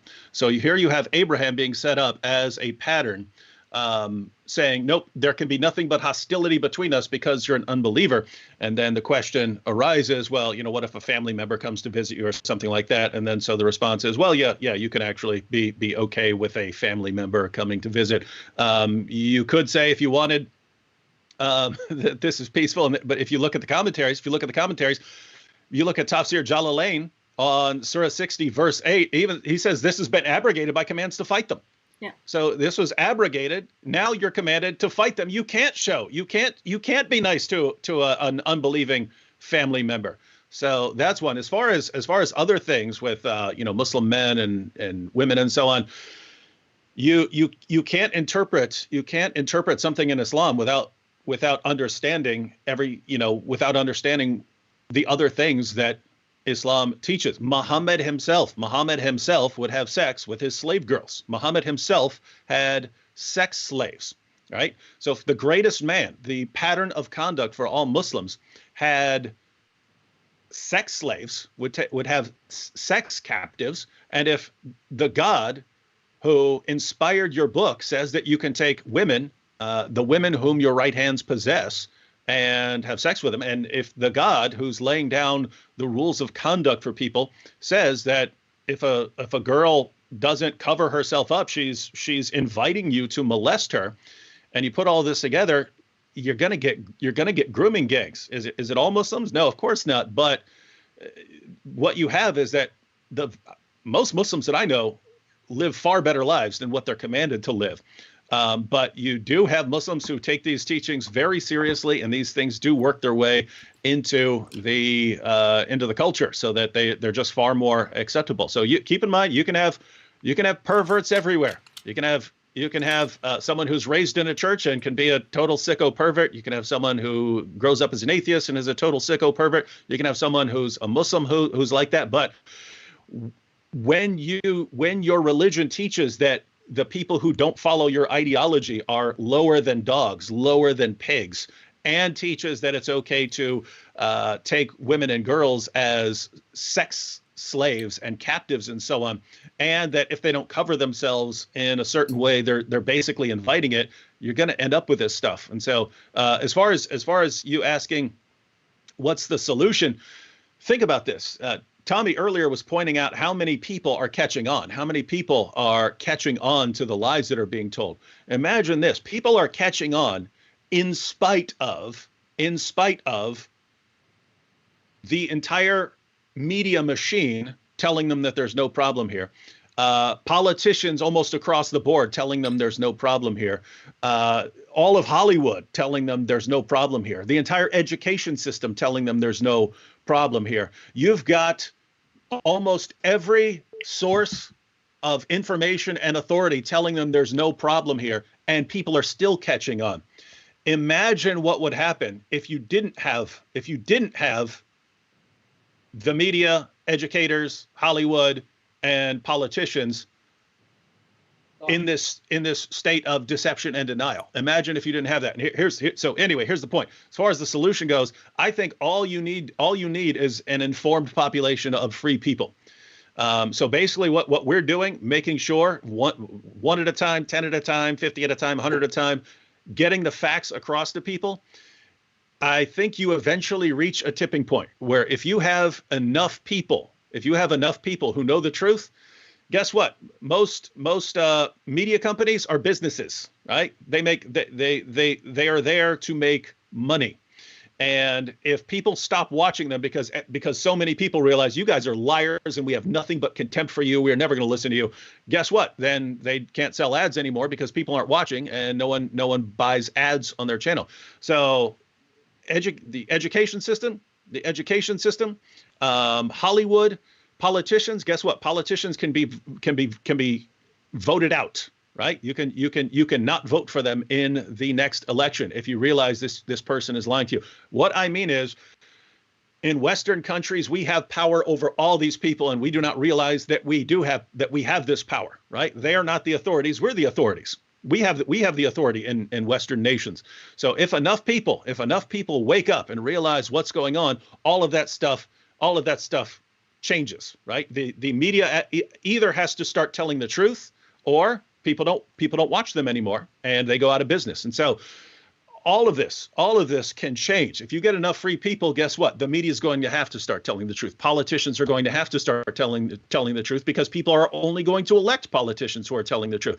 And so anyway, the point was, if people are catching on to the problem right now where everything is stacked against us, imagine if politicians could actually be honest, and reporters could do in-depth investigations of these grooming gangs. And those reporters could say, you know what? Let's actually look into the teachings of Islam and try to understand why this is happening in this particular community, wherever this community goes. Let's look into that. And they start actually going through the Quran and the Hadith and actually sharing that with the population. The media is so far gone, it seems impossible to think of, but guess what? All you need are enough free people who know what's going on, and that could happen. And as soon as that happens, it's ball game. It's ball game for the grooming gangs, and little girls can be safe again. Yeah. Also, let me kind of point out something. Even though maybe people on the chat who you are Muslim and you are ashamed of it, and you don't want to associate with this, but just beware. I have been to the court hearings, some of the court hearings, and I know Tommy has been as well. And even if you get to hear the testimony of the girls, those people are identifying themselves as Muslim. They are coming from the mosque. They are fasting during the Ramadan. They are calling, I am called kafir. They are telling us, because her dress code was a reason that she's been raped, or even the way you talk to the man, that's the impression you are giving. So people who does the grooming, they identify themselves as a Muslim. And if you as a Muslim today have no problem, have a problem with it, basic thing can be is just get rid of Muhammad, get rid of the teachings of the Quran, and stand up against grooming gangs, because that is the issue, and we need to get rid of it. But there is a comment. So we live in a world which is broken. You go out and then you see morality and modesty of people are out of control. Okay. Therefore, Islam steps in and then gives the solution for this broken world by covering up the woman or treating these white girls as a trash, so that people can learn and get rid of this kind of broken moral society. What do you think of that? Oh, thanks a lot. Yeah, thanks, Islam. Cheers for that. Cheers. Thank you. You come and rescued everyone. You know, you come and rescued. Oh, did someone actually just say that? Did someone write? It was similar, but I just verbalized it. I verbalized it differently. Yeah, but yeah, thanks. And I look, Islam is filling a void. Islam is filling a void. It's filling a void where we have lost identity, totally lost pride, totally lost who we are. We've lost it. I give this example many times. Yeah, I grew up in Luton Town. Luton Town is a town of immigrants. Okay, white English are a minority in Luton. I grew up with every culture and every identity: St. Lucians, Jamaicans, Bulgarians, Italians. My mother was an Irish immigrant. Okay, in that town we have a celebration for St. Lucia's National Day. Okay, we have bouncy castles, fairgrounds, big party. For St. Patrick's Day, we have a 3-day festival. 3 days for St. Patrick's Day. Okay, for the Irish. When it's Eid, we have the biggest celebrations in the town. I mean, massive, yeah, everywhere. Okay, when it's St. George's Day, when it's the English Day, and growing up, it was banned. They said at school, I'll give this example. At school, in Icknield High School in town, they sent letters out saying, if your children bring in the emblem of St. George, a cross, a flag, a button, anything, they will be sent home. Now, what this does, and this is happening across our country, what this does, it makes English people feel ashamed of who they are. They have no pride in who they are. So you have young black African origin or Jamaican, and they've all got their heads up, and they're all proud, and they're all allowed to celebrate who they are. And they're allowed to celebrate and be proud of their identity. And then you'll have an English kids, and their heads are down. And that's generally what we've created. And their heads are down because they're made to feel embarrassed, humiliated. They should feel guilty for the past. They're like that. We don't celebrate anything that's brilliant of our culture or history. And then those young men are the same men they're the same men that are now converting to Islam in their thousands in the prison systems because they don't have an identity. It's why we have Jamafrican rather than Cockney slang. It's why we have white children now talking like they're black. It's why they're searching for an identity because it's gone. It's gone. They don't have it. So Islam fills that void. So when it says Islam comes in, it does this. It is filling that void. It is giving people and Islam, which what you have to admire from it. Their community is a very strong and powerful sense of community. They have a powerful sense of identity. So you might have, I'd say it's the reason why so many children or people with ginger hair convert to Islam, because they haven't felt accepted or they haven't felt. So if you look at the race, they haven't. And then Islam gives them that sense of brotherhood, that sense of belonging. We have communities. I grew up in an amazing community in Luton Town, okay, where everyone knew everyone. Every family knows every family. Then we had masses of Islamic immigration, Somalians, Pakistani, Afghanis, where it becomes hostile, there's attacks. And slowly, the English and people start leaving. And I say, we had a community, you broke it, okay? And now we don't have that sense or that belief or that strength in a community and an identity which Islam has, which is the main thing that I think British schools need to do for every child, immigrant children, all of them. I think America is more successful in this, in the sense that you've had immigration, and all of your immigrants seem to adapt to an American identity. Yeah? But whether they come from Jamaica, whether they come from Africa, when they're growing up, we sort of have allowed communities to segregate themselves and polarize themselves, inward looking. And you will get a third generation Pakistani kid. You say, where you're from? I'm Pakistani. Fourth generation, fifth generation. Where does that end? I said, oh, my mother's Irish. I'm English. I'm English. And until we give a sense of identity and a sense of pride and a sense of belonging to our own youth, then Islam will continue to fill that void. And I guess you two as Christians would say that what we've lost is our belief. And I think that a country with belief, bloody, this ain't going to happen in Poland. Yeah? What's happening in the UK is not going to happen in Poland, because they do have a sense of belief, a sense of Christian belief. But and that's I think we have lost our belief. We've lost our identity. We've lost the thing that brings us all together. And Islam is filling a void. It's filling a huge void for that. And that's because Christianity comes under attack and Islam doesn't. Christianity is attacked and Islam celebrated. Mm-hmm. David, what is your thoughts on Islam comes to fix this broken moral world? Well, no, I would agree with Tommy that it's kind of filling a void. So you have, as matter of fact, what he was just saying, there are prominent atheists who say something very similar. Richard Dawkins was being interviewed on the decline of Christian belief in Europe, and it was, hey, what are your thoughts on this? And he said he had mixed feelings. And he said he has mixed feelings because he's starting to think that Christianity might have been a bulwark against something worse, right? That, in other words, say what you want about Christians if you disagree with them. But for 14 centuries, Christians said, whatever else happens, whatever we fight about, we are not going to be controlled by that. We are not going to be controlled by that. We're not going to be controlled by Islam. And that's something that everyone can agree on. But I think what you've had, it's not just that. It is, as Tommy's pointing out, this, a lot of people just don't love their country anymore, right? And so I think part of that, I think that goes back to people who were kind of in control of the education system.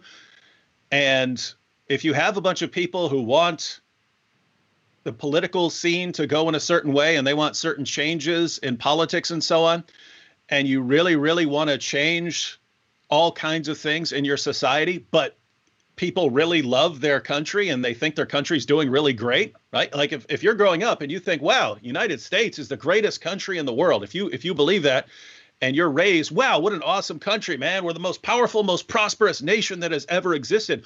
Well, that's not exactly a recipe if you want to have massive change. And so I think the powers that be in the education system and so on just said, look, no, we have to convince people that that the United States is horrible, that it's a horrible place, a horrible oppressive place that's oppressing everyone, and it just needs to be burned to the ground, right? And so you start just pointing out how bad the West is, how bad the UK is, how bad Europe is, how bad the United States is, to convince everyone that we do need all of this change. But in the process, you end up with a bunch of people who what have you got to be proud about, right? You're a privileged, horrible person in a horrible country. You should be ashamed of yourself. You should be ashamed of your country and ashamed of who you are. And then Islam steps in there and says, you know what? You can actually be the best of peoples ever raised up for mankind. Join this and you'll be respected and you'll be honored. No one's going to talk about you because we'll call them a racist. And so, yeah, Islam does jump in there and fill that void. As far as Tommy was pointing out, that things, the problem isn't as bad in the U.S. as it is in Europe. That's the classic picture or idea of immigration in the U.S. is the melting pot, right? Everything gets melted together into one culture. Different groups will still have like their holidays and so on, but people integrate very well. And again, it's called the melting pot. Everything gets melted together into one culture. Whereas at least for the past few decades in Europe, it seems to be multiculturalism. Not everyone being sort of melted together into one culture. It's each separate culture has to retain its own identity, and it's actually viewed upon as bad if you were to melt together into one culture, because it's like you've lost something, right? Like, oh, and I think part of it is just viewing Western culture as bad. If Western culture is bad and you come with a different culture from a different part of the world and you change to our culture, whoa, that's bad. You lost something that was better in favor of something that's worse. So no, come here and then keep your own culture, and whatever you do, don't integrate, because that would be degrading to you. And so you got these problems, and yeah, people need to understand, guys, there's a reason everyone in the world wants to move to the West, right? Say what you want. Say what you want.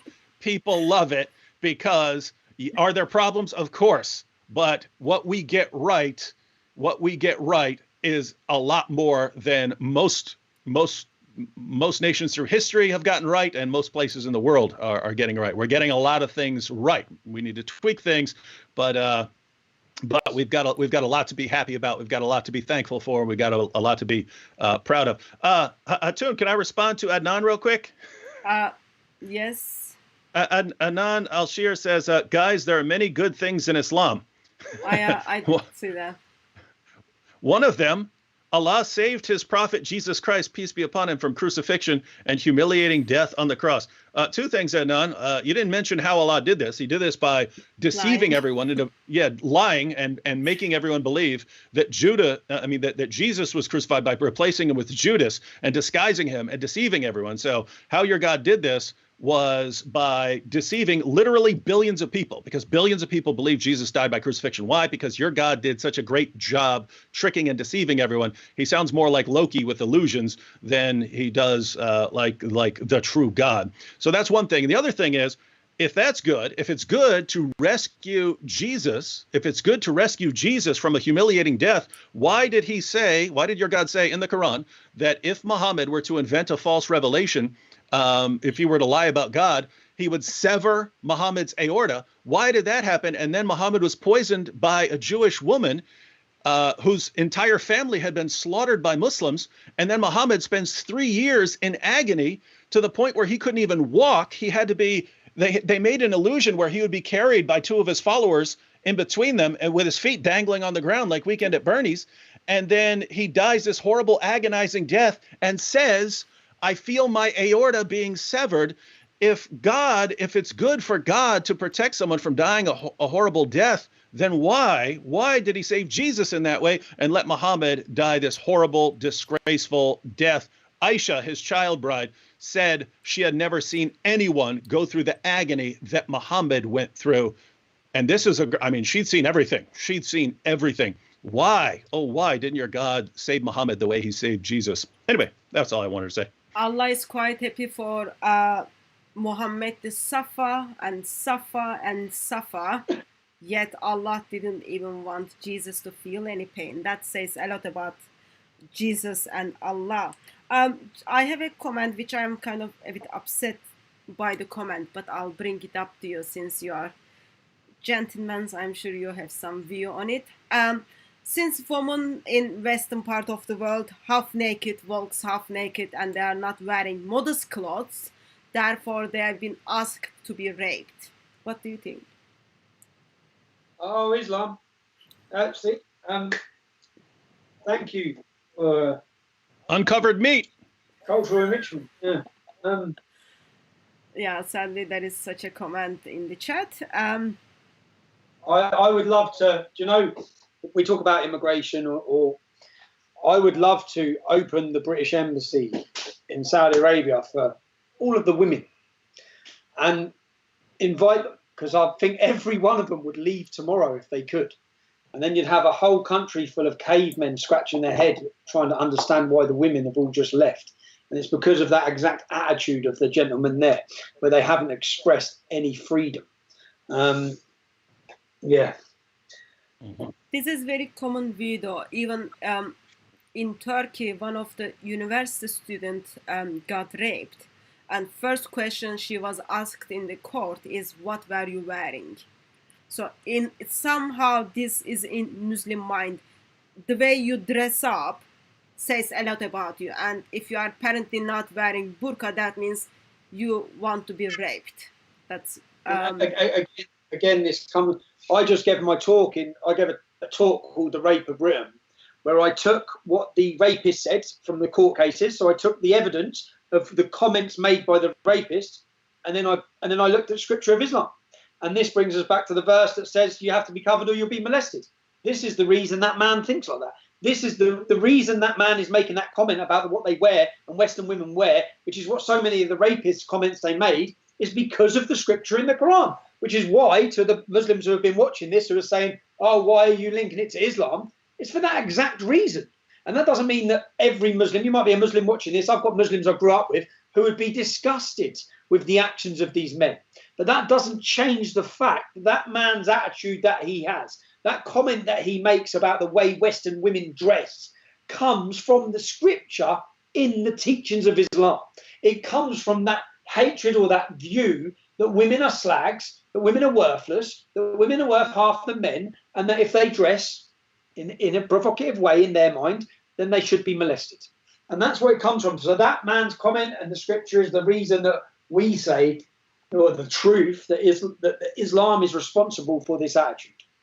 And notice part of the problem here is that because you have that in the Quran, that if you aren't covered, then you're basically inviting men to molest you. Then you have a situation where in places like Saudi Arabia, women dress extremely conservatively, either in full niqab or at least hijab and so on. And the result is that men sort of never learn self-control in these places, right? You don't learn how to control you don't learn how to control yourself around a woman who isn't dressed like that. And so you've already got it in your mind that a woman is inviting you to molest her if she doesn't dress like this. But at the same time, you've never learned to control yourself around a woman who isn't in a full burqa. You haven't developed any level of self-control. You just lose your mind the second you see a woman dressed in a certain way. And then we can't figure out why you have, like in Egypt, where Lara Logan, she goes over there and she's just walking around and blonde-haired reporter, and no one can figure out why they just pounce on them. Why they will pounce on her as a group.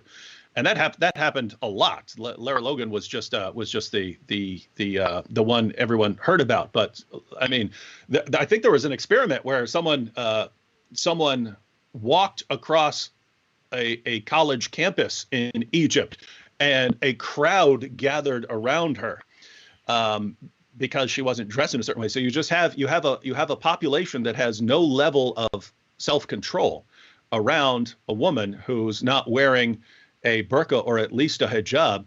And then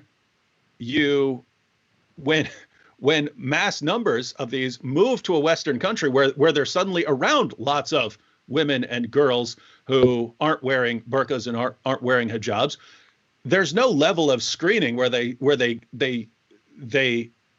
show these people, putting them through a process that they're not allowed to lose their minds around women and girls. And then once again, you end up with rape gangs. And currently we are talking about over 300,000 girls, and our government doesn't even want us to see the report because it is not in public interest. That is another sad way of it. Gentlemen, also a couple of comments on my headscarf. I'm not putting headscarf that I don't get raped or those kind of things. I don't think those things are the protection. Um, if I say I'm just having bad hair day, please just take that information. I don't think, I don't want to explain the full reason, but I think bad hair day should be good enough for you. I did not convert to Islam because I read the Quran more than once. If anyone read the Quran, you will never convert to Islam. Um, let me, sorry, I'm gonna bring up a couple of questions to Tommy until I pick up some questions from the chat. Tommy, so do you have a problem with Islam, or do you have a problem with Muslims? It seems that you have a problem with Muslims since you are blaming Muslims for their actions. One of them, it seems one of them. I have a problem with Islam. Islam has a problem with me. That's the reality of it. Islam has a problem with me. The scripture, me as a non-Muslim, as a disbeliever, as a kafar, Islam has the problem with me, and I will talk about it. And when I read the Quran, when I look at the Quran, I see that the majority of it is how they should treat us as non-Muslims. So when you say, do I have a problem with Islam or of Muslims? Look, I think Muslims are victims of Islam. What I find amazing, or what I've found amazing, is the majority of Muslims I speak to know very little about Islam. They know very little about Muhammad's disgusting actions. They know very little. I ask them, how did Muhammad meet his wife Sophia? The average, most of the Muslims I meet, they don't know. And whether they're too embarrassed to tell me how, but they don't know. So I've done interviews with two Shia Muslims, and they were doing the cameras. And they said, really? I said, and I went through some of the crimes of Muhammad, and they were gobsmacked. So I fully understand, and I understand that when I talk about Islam, Muslims get all defensive. They feel like I'm attacking them. They feel, because being a Muslim must be part of their identity. But when you were saying earlier about if we get the masses to understand, if Islam did not have apostasy, if it did not have violence and people were kicked out of their family, Islam would collapse tomorrow. Okay, Islam would collapse tomorrow, because the amount of Muslims, the amount of people who have left Islam, there's thousands in the UK who are hiding. I'll give an example again. I was in a village just outside of Luton. I was at a shop, and this Asian girl came up and said, "Tommy Robinson, please come back to my house, please." I was thinking, what? And then I went back to her house. She said, my husband's there. Because I said, I was trying to work out what's going on. She said, my husband's there. I went back. She's from a town 10 miles away. Okay. She's been hiding there for years because she says her family will kill her. Okay. They will murder her. So I am fully aware, and I've grown up in Luton. So I know some amazing Muslim lads who I've grown up with, who I was friends with, who I loved, yeah, who are some great guys. But that doesn't change what Islam is. Just because the man who gives me a nice kebab is a great fella, or the taxi driver who dropped me home is all right, that is what somehow our government and politicians try to make the argument that Islam's okay. When the reality is the scripture, the violence, the hatred, which is why, in fact, the Muslim mentioned this, I always separate Muslims from Islam. Muslims are people. Okay, you get good, bad people. Islam is an idea, a very bad idea. It's that idea, it's that scripture that I pick fault with. So I feel sorry for Muslims. I want freedom for every Muslim. I want Muslim women to experience what freedom is, what it is to live and grow up in Britain, to experience the greatness of this country, which they simply don't. They do not experience it. I don't think it's right. I think the fact that 55,000 young British Muslim children have had female genital mutilation, it angers me. It angers me that young British girls are not being protected by British law because our government and our police are too scared to deal with it. Simply because they're too scared to offend a culture or identity and religion. So to the Muslim gentlemen, I don't hate Muslims. I want freedom for every one of you. You must understand that we talk about your religion. That's not an attack on you. If I talk about Muhammad, he was a barbarian. I'm not saying you're a barbarian. If you're a nice guy, it's not because you're acting like Muhammad, because the minute you start acting identically as Muhammad, you'll become a barbarian. So, no, I don't have a problem with Muslims. I have a problem with Islam. And everyone should have everyone who loves freedom, everyone who loves it should have a problem with Islam. Hatun, I wanted to add something real quick. I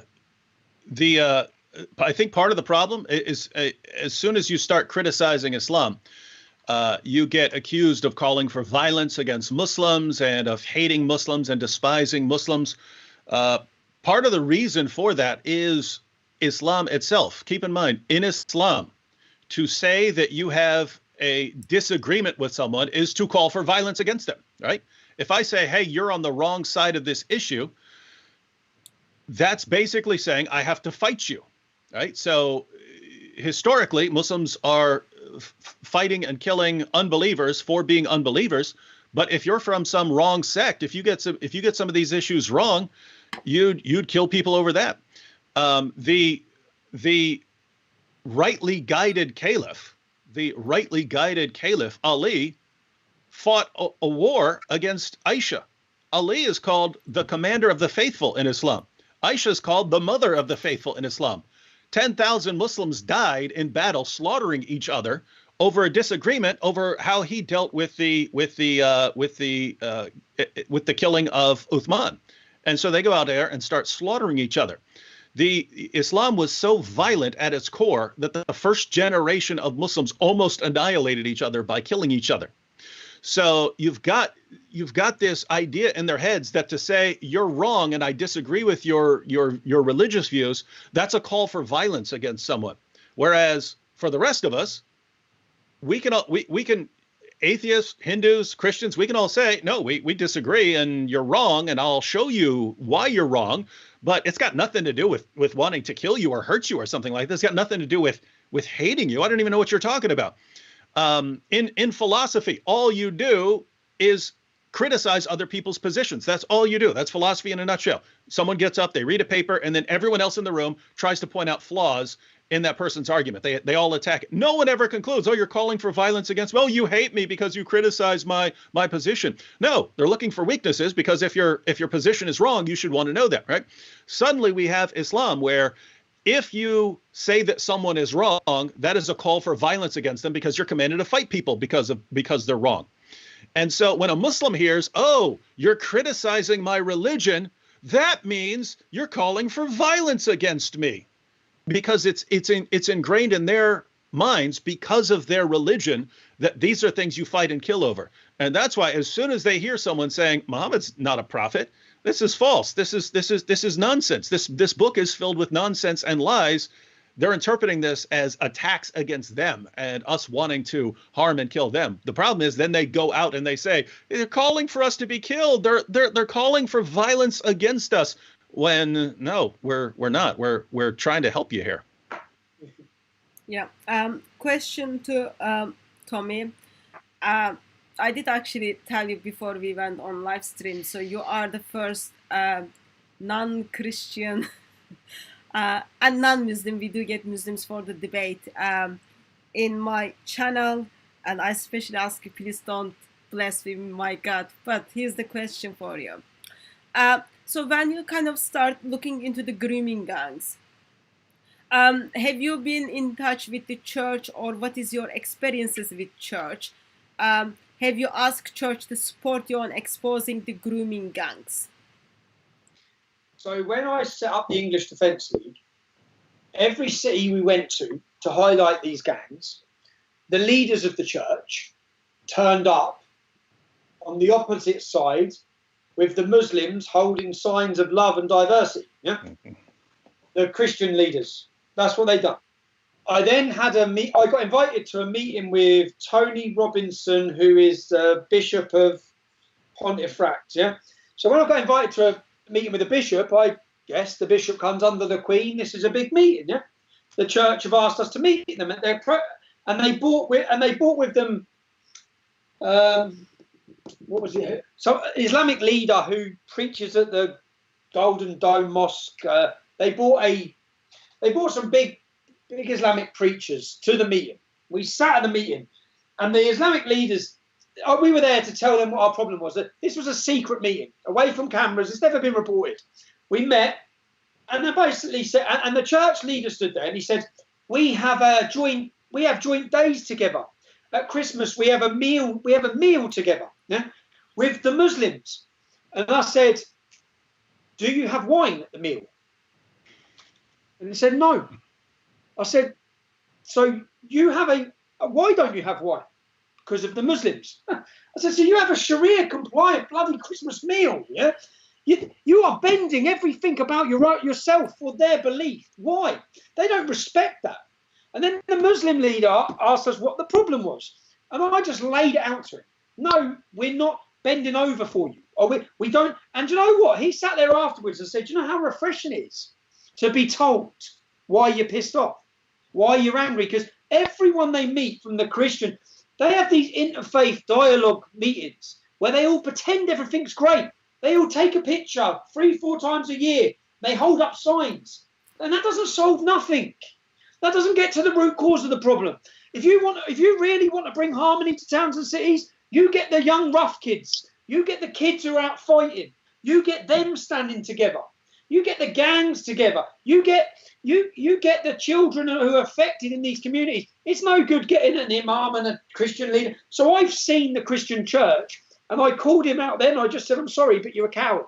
You're total cowards. You know and I know what the problems are. We all know it's a problem. Your community's been taken over, and the girls are being raped, and you're holding up diversity signs. That's the reality of it. So I've watched for years and I question, because in my local church, we have a fella. You know what? I question if he even believes in Jesus. I question if he even believes in Jesus. So I believe the church has totally been infiltrated for many Marxist and different political beliefs. And I look at the Archbishop of Canterbury, and I listen to his comments about Islam and Sharia. And then I see the Pope, and he's washing the feet of the refugees. I think, you let him inside the Vatican then, mate. If you want Muslim immigration, bring it to the Vatican. Don't stick it in my town. So I get frustrated with the church in general, per se. Saying that, I've watched, and I've only felt close. I had a reverend contact me. And I meet anyone. So anyway, I've had imams contact me. I say, come down to Luton, I'll meet you. I'll just say, come down, we'll meet up. And I had a reverend contact me, and I met him. And when I sat down with him, he said, can I hold your hand? I was like, what? And he said, do you mind if I say a prayer for you? I said, no, I don't. Say a prayer. And he said, I'm going to say a prayer because I think you're going to be a sacrificial lamb. This meeting was 10 years ago, a year into the English Defence League. Yeah. And I sat with him, and he said a prayer, and it's probably the first time I felt anything, yeah, close to sort of a religion, quite close to say whether you feel something close to God. That reverend then, when I went to jail, you can get into priests and imams can come in. He come and visited me every week. He used to be a journalist. He was a writer for the Sunday Times newspaper, and he used to come and visit me every week in jail when I got this was in my prison sentence in 2011. And when he come to me, he wanted to help me write my book. He said, your story needs to be told. And it's only really through him that I felt close to God. I went to, in the 2009, when I started the English Defence League, my mother was a practicing Catholic. My mother is a devout Catholic. I didn't believe. I made my Holy Communion, but I didn't believe. Okay. In fact, I felt disgusted with the Catholic Church over the abuse within the Catholic Church. I felt it was a horrible place because of what they'd allowed to happen to children. I went in, and there was a fella called Deacon Jerry, and I said to him, I'm struggling. Yeah, all these problems in this town, I'm really struggling, and I'm struggling with Islam. And do you know what he said? Our Father who art in heaven, he said the Lord's Prayer, forgive our trespasses as we forgive those who trespass against us. And I said, so I've just told you all of these problems, and your solution is for me to forgive the men that are raping our kids. And I'll be honest, if I look at the history of Christianity would not still be here if it wasn't strong. If it wasn't strong, and it's become, unfortunately, I see the church as weak. I see them as so weak. But I see certain preachers, when I see the gospel preachers, or I see the black church, or I saw a Nigerian recently called who spoke at an event I spoke, and I thought, then I done it in jail as well. When I was in jail, there was a lady this was 2014, There was a lady who was facing the death, not Aisha Bibi, there was a lady who was facing a death sentence. And I sat there and I knew it was happening that week. And I sat in the church ceremony, and at the end I put my hand up. I said, are you not going to say anything about the lady who's facing death, the Christian woman who's facing death for her Christian belief because of Sharia? Are you not going to mention that? And I said, there's a reason your church is empty. There's a reason the church is empty. And there's a reason the mosque is full. Why are you not even inviting them into the church? Why are you not? So I just see that I feel let down, if I'm honest, by the church. I feel let down totally by what is the Christian church representation in this country. I feel that they talk about lost sheep. They talk about their flocks. We're your lost sheep.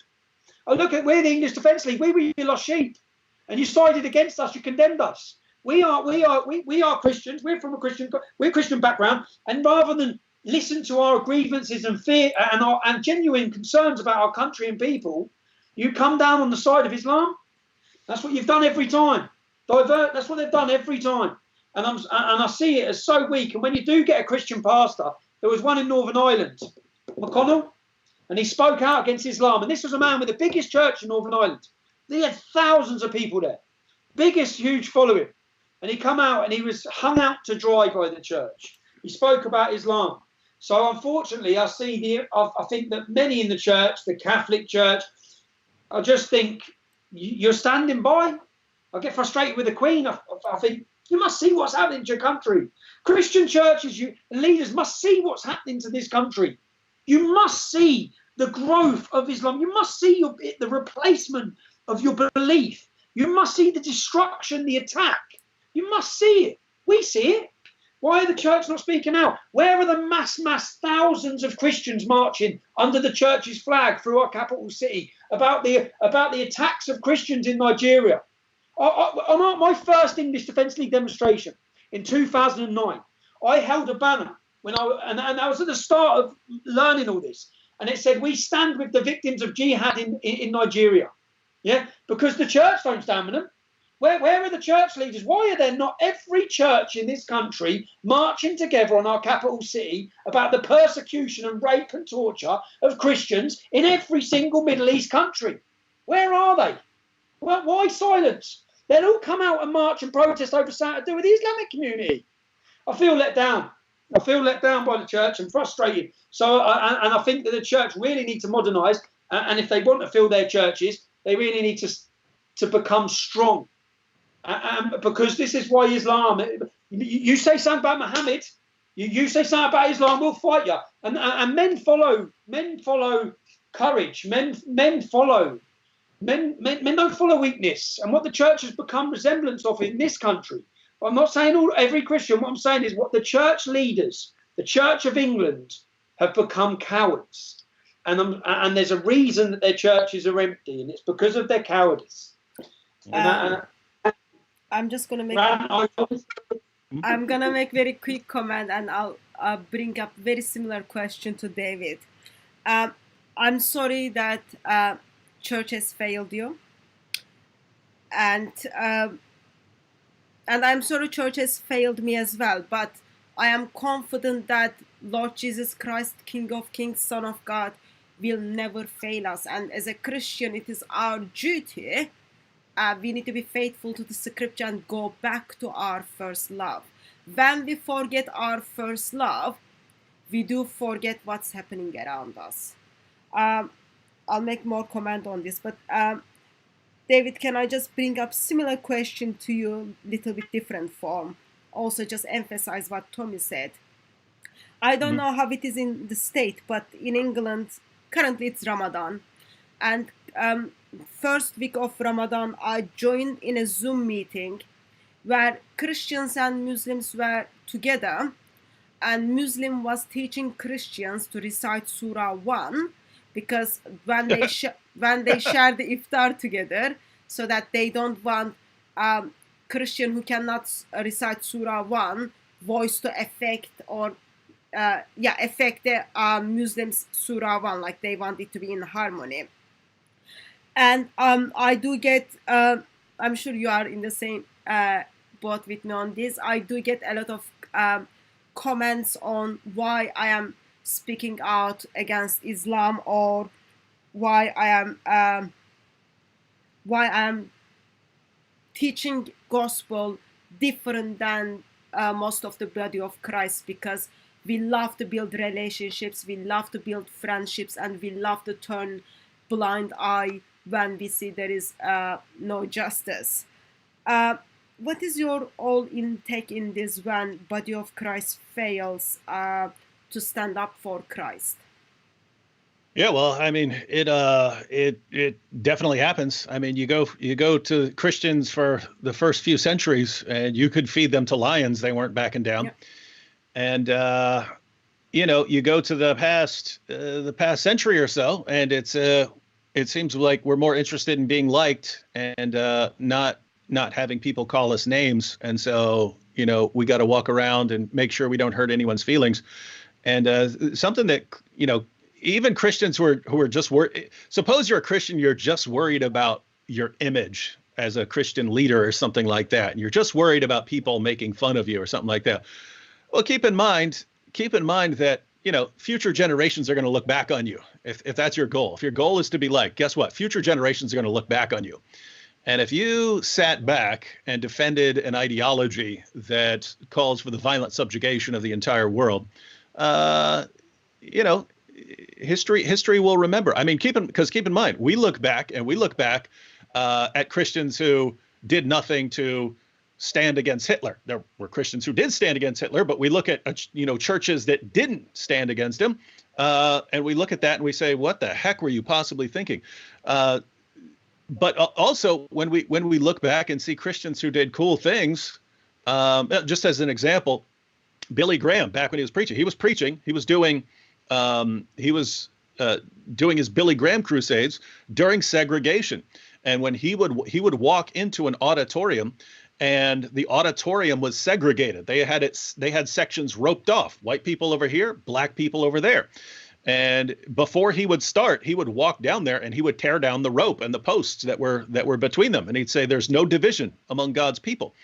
And so you look back and you say, you know what, that got him in trouble at that time, because you had people on both sides of that issue, and people would look at that and, oh, why do you have to take a political stand here, man? Why are you, this is a political issue, man. Segregation, it's a political issue. Why would you do that? Well, I understand wanting to get along with people. I'm all for having dialogues and so on with Muslims, but there are actually evil things in the world, and Christianity always has to be opposed to the evil. When it's for the sake of getting along with people, I can never tell them the truth, or I can never expose evil, or I have to sit back while young girls are being gang raped.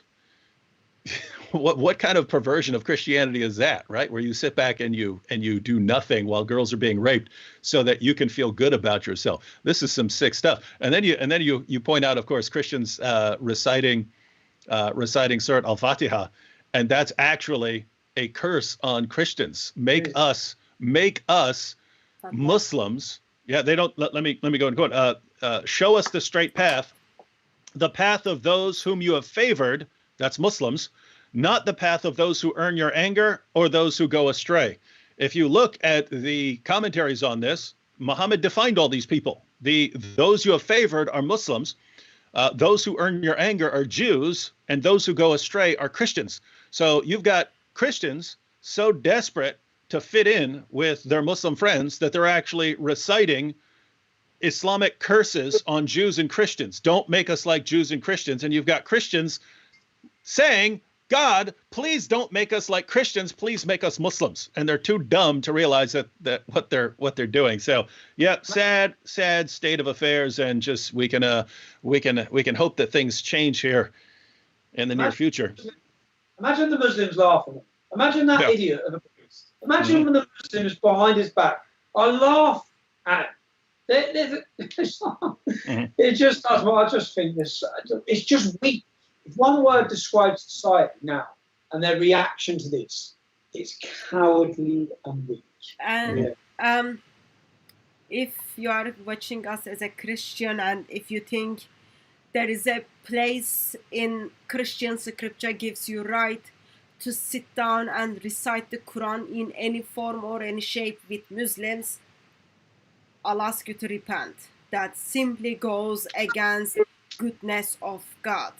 Christian scripture is very clear. God, who is generous, who is awesome, who is beautiful, who is delightful, created everything and everything in it. He saw human beings were running away from him. He looked us up, he looked down to us, he saw we knew God was beautiful, God is perfect, God is wonderful, yet we choose to run away from God. He sent his one and only son to step in this broken world without internet, without running shoes, without a car, without anything in that broken world. He did not only give his life on the cross for us, but he gave himself for us. That wasn't enough. He didn't stop there. With his death and his resurrection, he asked us to be him. Yet, as a Christian today, we think it's all right to come alongside of false ideology who denies Lord Jesus Christ. As a Christian, we think it's all right to come alongside of ideology who discredits my God. That needs repentance. That needs repentance. And it is very serious. Like, people look at you. People look at what church says. People look at my shepherds. People look at me. And then they will say, I've got nothing to do with Christianity because what that person did or said. That shouldn't be the criteria, because end of the day, we all need to look at the scripture and the God of scripture. But consequences of that is very important, serious. Their eternity is going to be separated from God because they look at me and they rejected Son of God. And as a human beings, I have to deal the consequences of that. I have to think about it.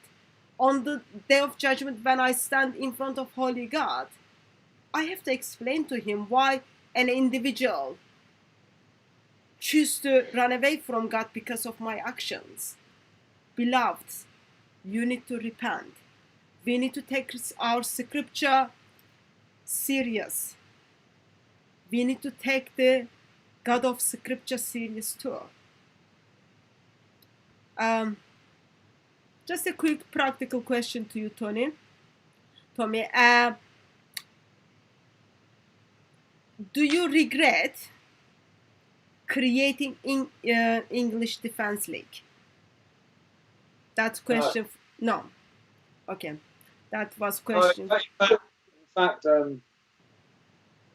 look, at that moment, at that time, if you look at the arrest rate, so just so people understand, before I started the English Defence League, when a Muslim extremist group attacked our soldiers in Luton, I set up a petition, and the petition asked our council to ban and give ASBOs. In the UK, we have an antisocial behaviour order.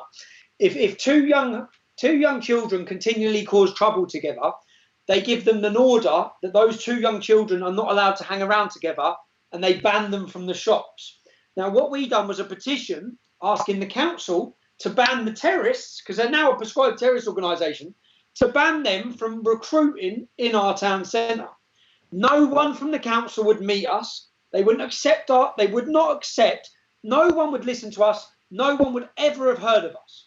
The only time they listened to us, when 500 of us put on balaclavas and run through that town centre. That's the first time that they went, whoa. Yeah. And it was only the noise, and at that moment, it was needed.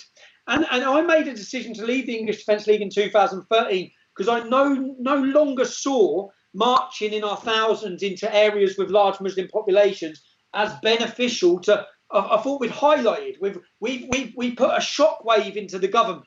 In corridors of power, whether they admit it or not, they were listening. They sat back. They had to start talking about the rape of our girls because we didn't let them not. We made sure the world knew about it. Now, do I regret that? If you look at the arrest rate, in the 9 years before the formation of the English Defence League, there were 9 people arrested for the crime of grooming gangs. The year after, 18. So it doubled. The year after, 45. The year after, if you draw a graph, the English Defence League forms here. The arrest rate goes like this. Formation of the English Defence League, through the roof. I sit here happily knowing, and I thank every brave man and woman that joined the English Defence League, because you brought about change. Now, there were some very wrong elements that attempted to align themselves with that organisation. I spent years battling those elements. One of my charges, which people sound violent for, was for fighting with Combat 18 at one of our demonstrations. Combat 18 are a neo-Nazi organisation. We didn't just call it on with terrorists in Islam. We called it on with the Nazis. I'm guessing a lot of your comments you're receiving whilst on this live stream are from people talking about me being a Zionist shill and being a race traitor and me working for Israel and all of these things. I've been battling them for 10 years. Yeah, I started the English Defence League, and we started the English Defence League as a multicultural group of people from Luton. Alongside me stood my best friends who are black English, yeah? And that was what the movement was formed on. So when you read that it was a far-right Nazi, no, it wasn't. The only reason why the English Defence League hit the mainstream in such big... The only reason why we put 10,000 people on some city streets is because we wasn't those things. We attracted ordinary people. Yeah, we attracted tough men. We attracted men who were willing to fight. But what other people were going to come on the streets and oppose these gangs? What other people were going to come out when you're going to get attacked violently? How many female 30-year-old nurses in 2009, when you were met with fierce gangs of Muslims, were going to come out and talk about these issues? And in fact, back then, I don't even know what the situation was at Speaker's Corner, but it was a lonely, quiet voice. The only people I really knew talking about these issues were Pamela Geller and Robert Spencer. You fast forward to where we're at now in 2021, 2023, there are so many people talking about it. It's great. But I think the English Defence League, at that moment, at that time, in our country, it was needed. A big bang was needed. And the English Defence League was that bang. And I think because of the actions of the English Defence League, no one was killed, no one was seriously hurt, but it did highlight the issue, and I'd say a lot of young girls have been saved because of it. And I made the decision. I didn't need pressure. I made the decision to leave the English Defence League. I made that decision because I no longer saw it as beneficial to march through towns and cities. Because yes, my job was to act. My job, we were a pressure valve. We were a pressure valve, and my job was to put pressure on the Islamic community to deal with the problems. It was to put pressure on the government and pressure on the police. I think we did that. And then I saw it as a point where it sort of will have the adverse effect if we carry on marching into what is communities that have large Muslim populations. So we made decisions. I made that decision in 2013. That's many years ago when I left. And since then, if you look at any of the rallies I've had now or demonstrations I've organised, I've always made sure they're in totally neutral areas. I've always made sure we have our own security. I've always made sure that it's a total different change. But at that moment in time, I was 25 years old. I was a working class kid, and I'd just come off a building site. I was angry. I was annoyed with what's happening. I've learned a lot. I said, purity comes with time, with everything. You learn from your mistakes. You learn from. But do I regret it? Would I change it? No. No, I wouldn't change the times I've gone to prison because I've learned from them. I'd say, Chisel, your character is judged by the things you experience in your life. I'd say I'm a better man for experience on those things. I feel I'm ready to face any challenge going because of what I've already faced. So no, I don't regret it at all. Thank you for that. Couple of quick questions. When you were in prison, were you separated from Muslims? Different times. When I was put in, so a few years ago, 2013, I was put into Wood Hill Prison, maximum security jail.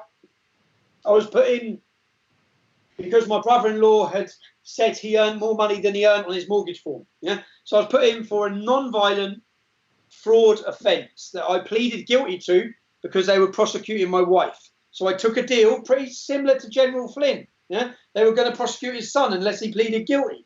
I pleaded guilty to protect my wife. I was put in jail to a maximum security prison, and they locked me in a room with Muslim prisoners. I lost my teeth. I was violently beaten. I was then moved to Winchester Prison. In Bedford Prison, there's a video of in another prison of Peterborough. in the early years, they literally handed me to them in prison. I fought my way through my prison sentences. Fast forward to where we are now, the movement becomes so big. I think they realised when I went to jail last year, if I got hurt in jail, there's going to be repercussions on the streets of the UK. And I think they realised that. They realised it was a bit of a tinderbox. So in my most recent prison sentence in Belmarsh, I was treated brilliantly by the prison staff. I was in total solitary confinement on my own. I went into Belmarsh prison and left Belmarsh prison. I only saw one other prisoner, and that was, my mind's gone blank. Miss Julian Assange. The only person I saw was Julian Assange. So in that last prison sentence, I was in solitary confinement the whole time. I didn't see anyone. So, which in fact, I think I'd rather be out fighting them because the adverse effect of spending 3 months at a time totally on your own, although it sounds easy, it's a different sort of effect. It's pretty draining. I think I'm good company, but stick me in a room on my own for 3 months and I'm pretty fed up. Does Tommy regret using violence against those who threatened his family?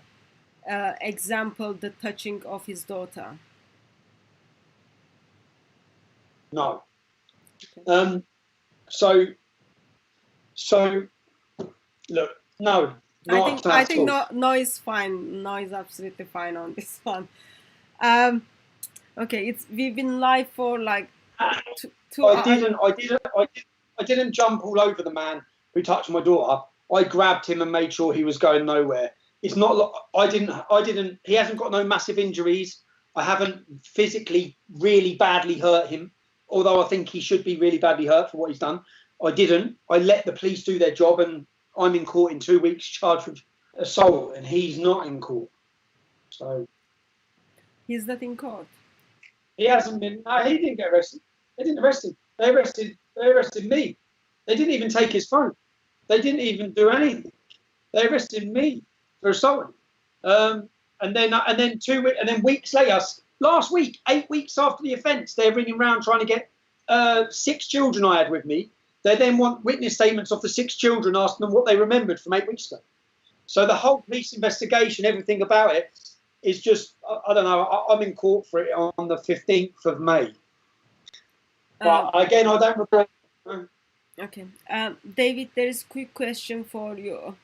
Apparently, you did some studies on Muslims who are converting to Islam in prisons, or you've done something about it, video or something. So the question is, so many Muslims are converting, many people are converting to Islam in prisons.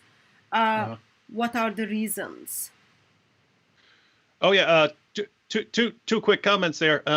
I saw there are a bunch of comments along the lines of Dashti says, I like Tommy, but if my work knows, then I will lose my job. You saw that? Yeah, I did saw that. Tommy. Yeah, but just think about the level of pressure there, right? Because you saw, you saw people rallying for Tommy, but think about how many more actually agree with him and support him, but they can't be seen in public doing that because they're worried about losing their jobs or worried about other people, what other people might think and so on. So, yeah, there's definitely some stuff going on behind the scenes. And then there were comments like this. Sam M says, when Tommy was saying that the EDL is where grooming gangs started being exposed and arrests started increasing, Sam M said, that's true, Tommy. I heard about grooming gangs from you and the EDL. And so that's where most people started hearing about these things, and people had before that had no clue what was going on, that any of this was happening. And so on the issue of prison converts, I think it is probably different in certain areas. Like in some places, it's just sheer protection, right? It's like joining a gang. You go in there and just like someone would. Someone who's in a prison in California would join a gang just for protection once he goes to prison. There are places where you join Islam for protection. No one's going to mess with you if you're part of the Muslim group there. But it doesn't have to be like that. Just speaking from experience here, you get locked up and you realize you've screwed up a lot in your life, and you've got some time to think, especially if you're just sitting there in a cell for hours on end, and you get to re-examine your life. And a lot of people are just looking for some sort of change in life. And one thing that happens is Islam is presented as this wonderful religion, and it's the worship of the one true God. And you look at Muslims and you see them walking around, they've got their prayer mats, and they're, there's just this sense of belonging there. And so, you have situations where people do it for protection, and then they get out of prison. They don't care about Islam anymore. But you do have people who are looking for some sort of change in life. And since they don't actually know anything about what Islam really teaches, they think that it's this great religion. I pointed out, I don't know if this would work in the UK, because I mean, a lot of Muslims who are going to prison are getting locked up for being part of grooming gangs and so on. If that was in the United States, these guys would get beaten within an inch of their lives for molesting little girls, right? They would be in trouble over here. So I don't know if this would work in Europe, but I've pointed out in videos before that if it simply became common knowledge among inmates in the United States that Muhammad had sex with a 9-year-old girl, Islam is done. Islam is done in prisons, because that is like one of the, you don't snitch, you don't mess with little kids, right? You don't, no sex crimes with you have a hierarchy. You have people who committed violent crimes and you don't mess with them. Then you have people who are, the middle crimes, and then the bottom of the prison barrel, the guys who are viewed as absolute scum, and anyone could just walk by and just clock them for no reason at all. You've got snitches and child molesters. And if inmates were to find out that Muhammad had sex with a 9-year-old girl, no one would be converting to it. You would be the source of endless mockery. So I've told people, hey, you ever want to stop the spread of Islam in prisons? Just get together, print up a pamphlet with all the sources on what they say about Muhammad and Aisha, and send those out to prisons. And inmates will do the work. Inmates will stop the spread of Islam in prison. Two practical questions before we kind of close it. They are to you, David. Are you going to go live tonight in your channel? That's first question. Second question is, are you planning to have Tommy Robinson on your channel? Yeah, Tommy can come on my channel anytime he wants. I'm not going live tonight because I got to make a video. I made one last night about Here's what's hilarious. I didn't even put this in there, but I made a video last night. Just quickly recorded. It was only 4 minutes long. It was titled Jesus Condemns Ramadan, because Jesus condemned doing acts of righteousness to be seen by others, right? You don't do your prayers in front of people. Don't do your fasting in front of people. Whereas Ramadan is this big public spectacle. And then the cherry on the ice cream sundae is that it's not even fasting. They gorge themselves at night, and they gorge themselves again in the morning. And then how is that? On what planet is that fasting? If they called it the Feast of Ramadan, I would have no problem. The Feast of Ramadan, great. Okay, I believe in, people having, celebrations and so on, so no problem. They call it a fast, right? So anyway, this reminded me of, because I've seen Christians saying, I'm doing Ramadan this year as a show of solidarity, with my Muslim friends. Church leaders. And here's what's hilarious. Jesus specifically condemns fasting to be seen by others, and here you've got Christian leaders saying, you know what, I'm gonna fast so everyone sees how nice I am and how wonderful I am. That's amazing stuff. Yeah, we do have them a lot in England. We did actually talked about it, I think 2 weeks ago or something. In DCCI, we are calling Ramadan as time of KFC, killing, feasting, and cursing. I thought you meant just they eat lots of KFC for their meals while they're fasting. Yeah, idea came from that, but it's a time where Ramadan is the month where Muhammad kind of went and took over Mecca and killed people. It's also time of feasting when you look at the statistics, how much they eat, and it is also time of cursing.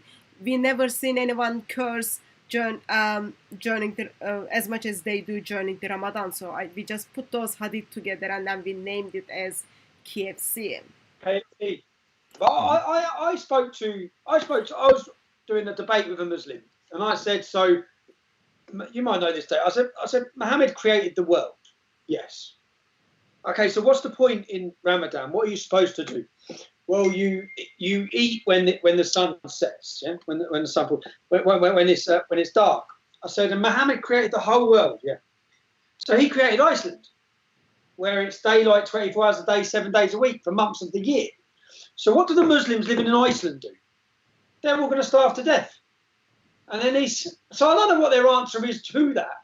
And he said, they go off the closest country. I said, okay, well, that's all right now, 1400 years on, but what about hundreds and hundreds of years ago? What do they do? Like, if he created the whole world, there's parts of Russia, there's parts of Iceland where it's daylight 24 hours a day, 7 days a week. So during Ramadan, the Muslims that live there will die because they're not allowed to eat or drink.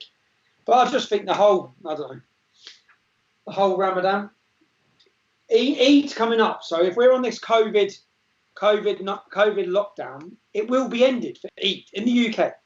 It will be ended. There's no way that they will be locked up during Eid the same way everyone else has been locked up. Like it's been like nearly 2.5 hours, and I'm sure you have life, but I love to go, but like you got life. Can I just get like kind of couple of last words? But Tommy, someone asked, has like you are making lots of claims on grooming gangs on Islam. Has government ever asked you to meet up with their Islam specialist to discuss the claims you are making? Or has any Muslim asked you to have a public debate with them regarding the grooming gangs? No. So Muslims, they used to get asked to debate, but then I don't get any anymore because I think that whenever I've debated them, they look pretty stupid when the facts are put in front of them. With regards to, I spent time with the Quilliam Foundation, Dr. Osama Hassan, Majid Nawaz. These were the so-called the great answer to the Islamic problems. And then I realised that it's all a lie. I spent 3 months working with them in their offices. And I realised that because I was searching for an answer, because we all need an answer. And I was hoping there's an answer. So in part of my time, I spent time with them. I worked in their offices and I searched to see if there's an answer in Islam for this. And then I realised that they're all lying. They've all left Islam. None of them are Muslims anymore, but they've just got a great career in talking out against Islamic extremism. So it's all nonsense. So no and no is the answer. I'm happy to debate anyone, anywhere.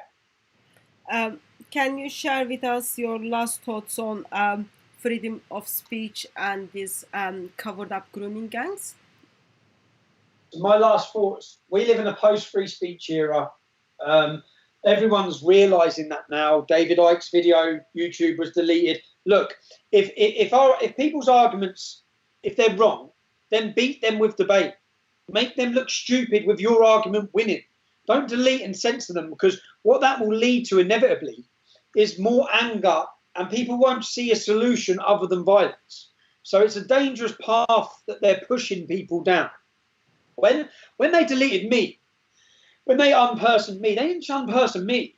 There's hundreds of thousands, if not millions of people who agree with what I'm saying, who then feel like they've had their voice taken away. And then when they mention your name, they're deleted as well.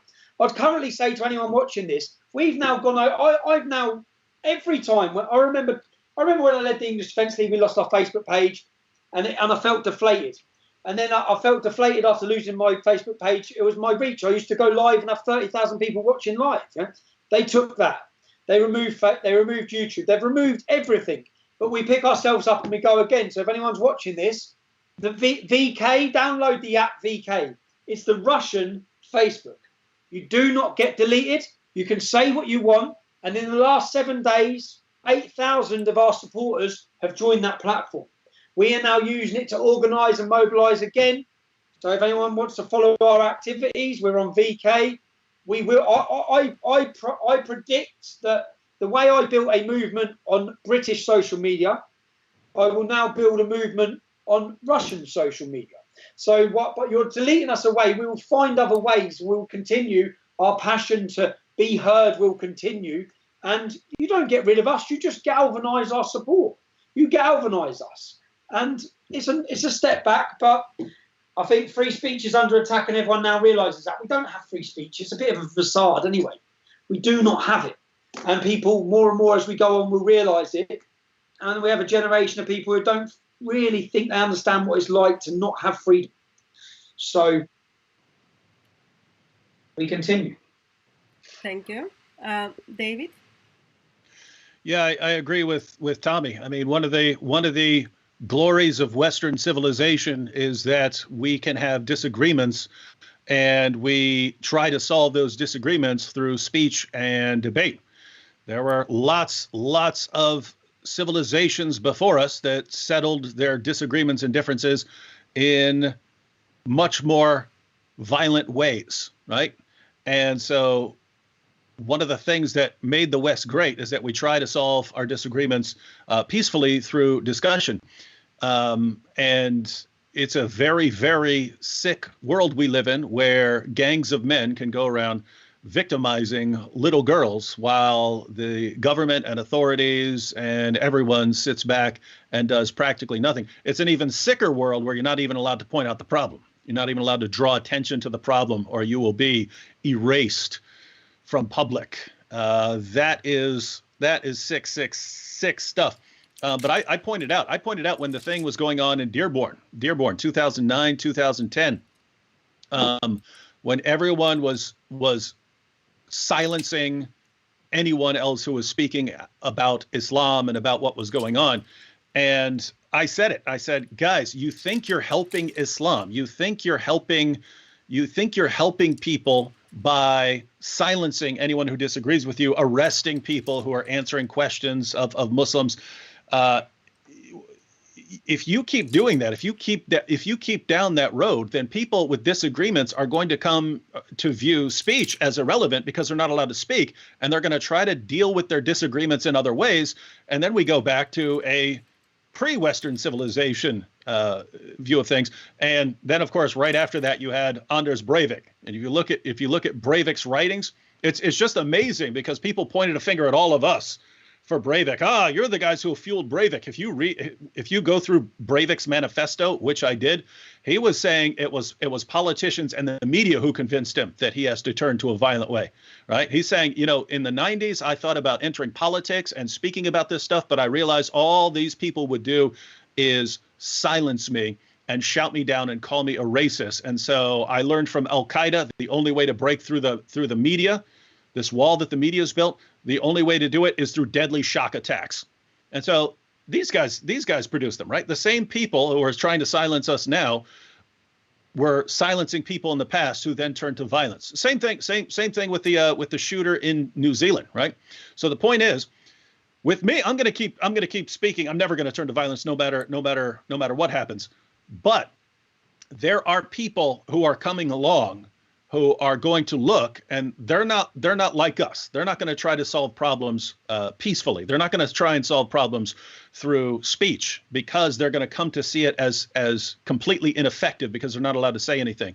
Those people are going to turn to violence, and that is just a sad situation. And that's it. That is the real death of the West. If it goes back to settling all your disagreements through violence, silencing anyone you disagree with, that's the end. So, guys, everyone, keep in mind that's what there are all kinds of things that are at stake in what's going on right now.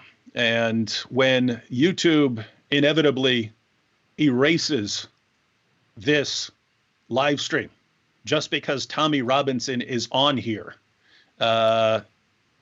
just have a good idea of what's going on there, right? This is YouTube being pressured into taking a peaceful discussion off the internet by people who don't want anyone to be able to say something that does not line up with their views.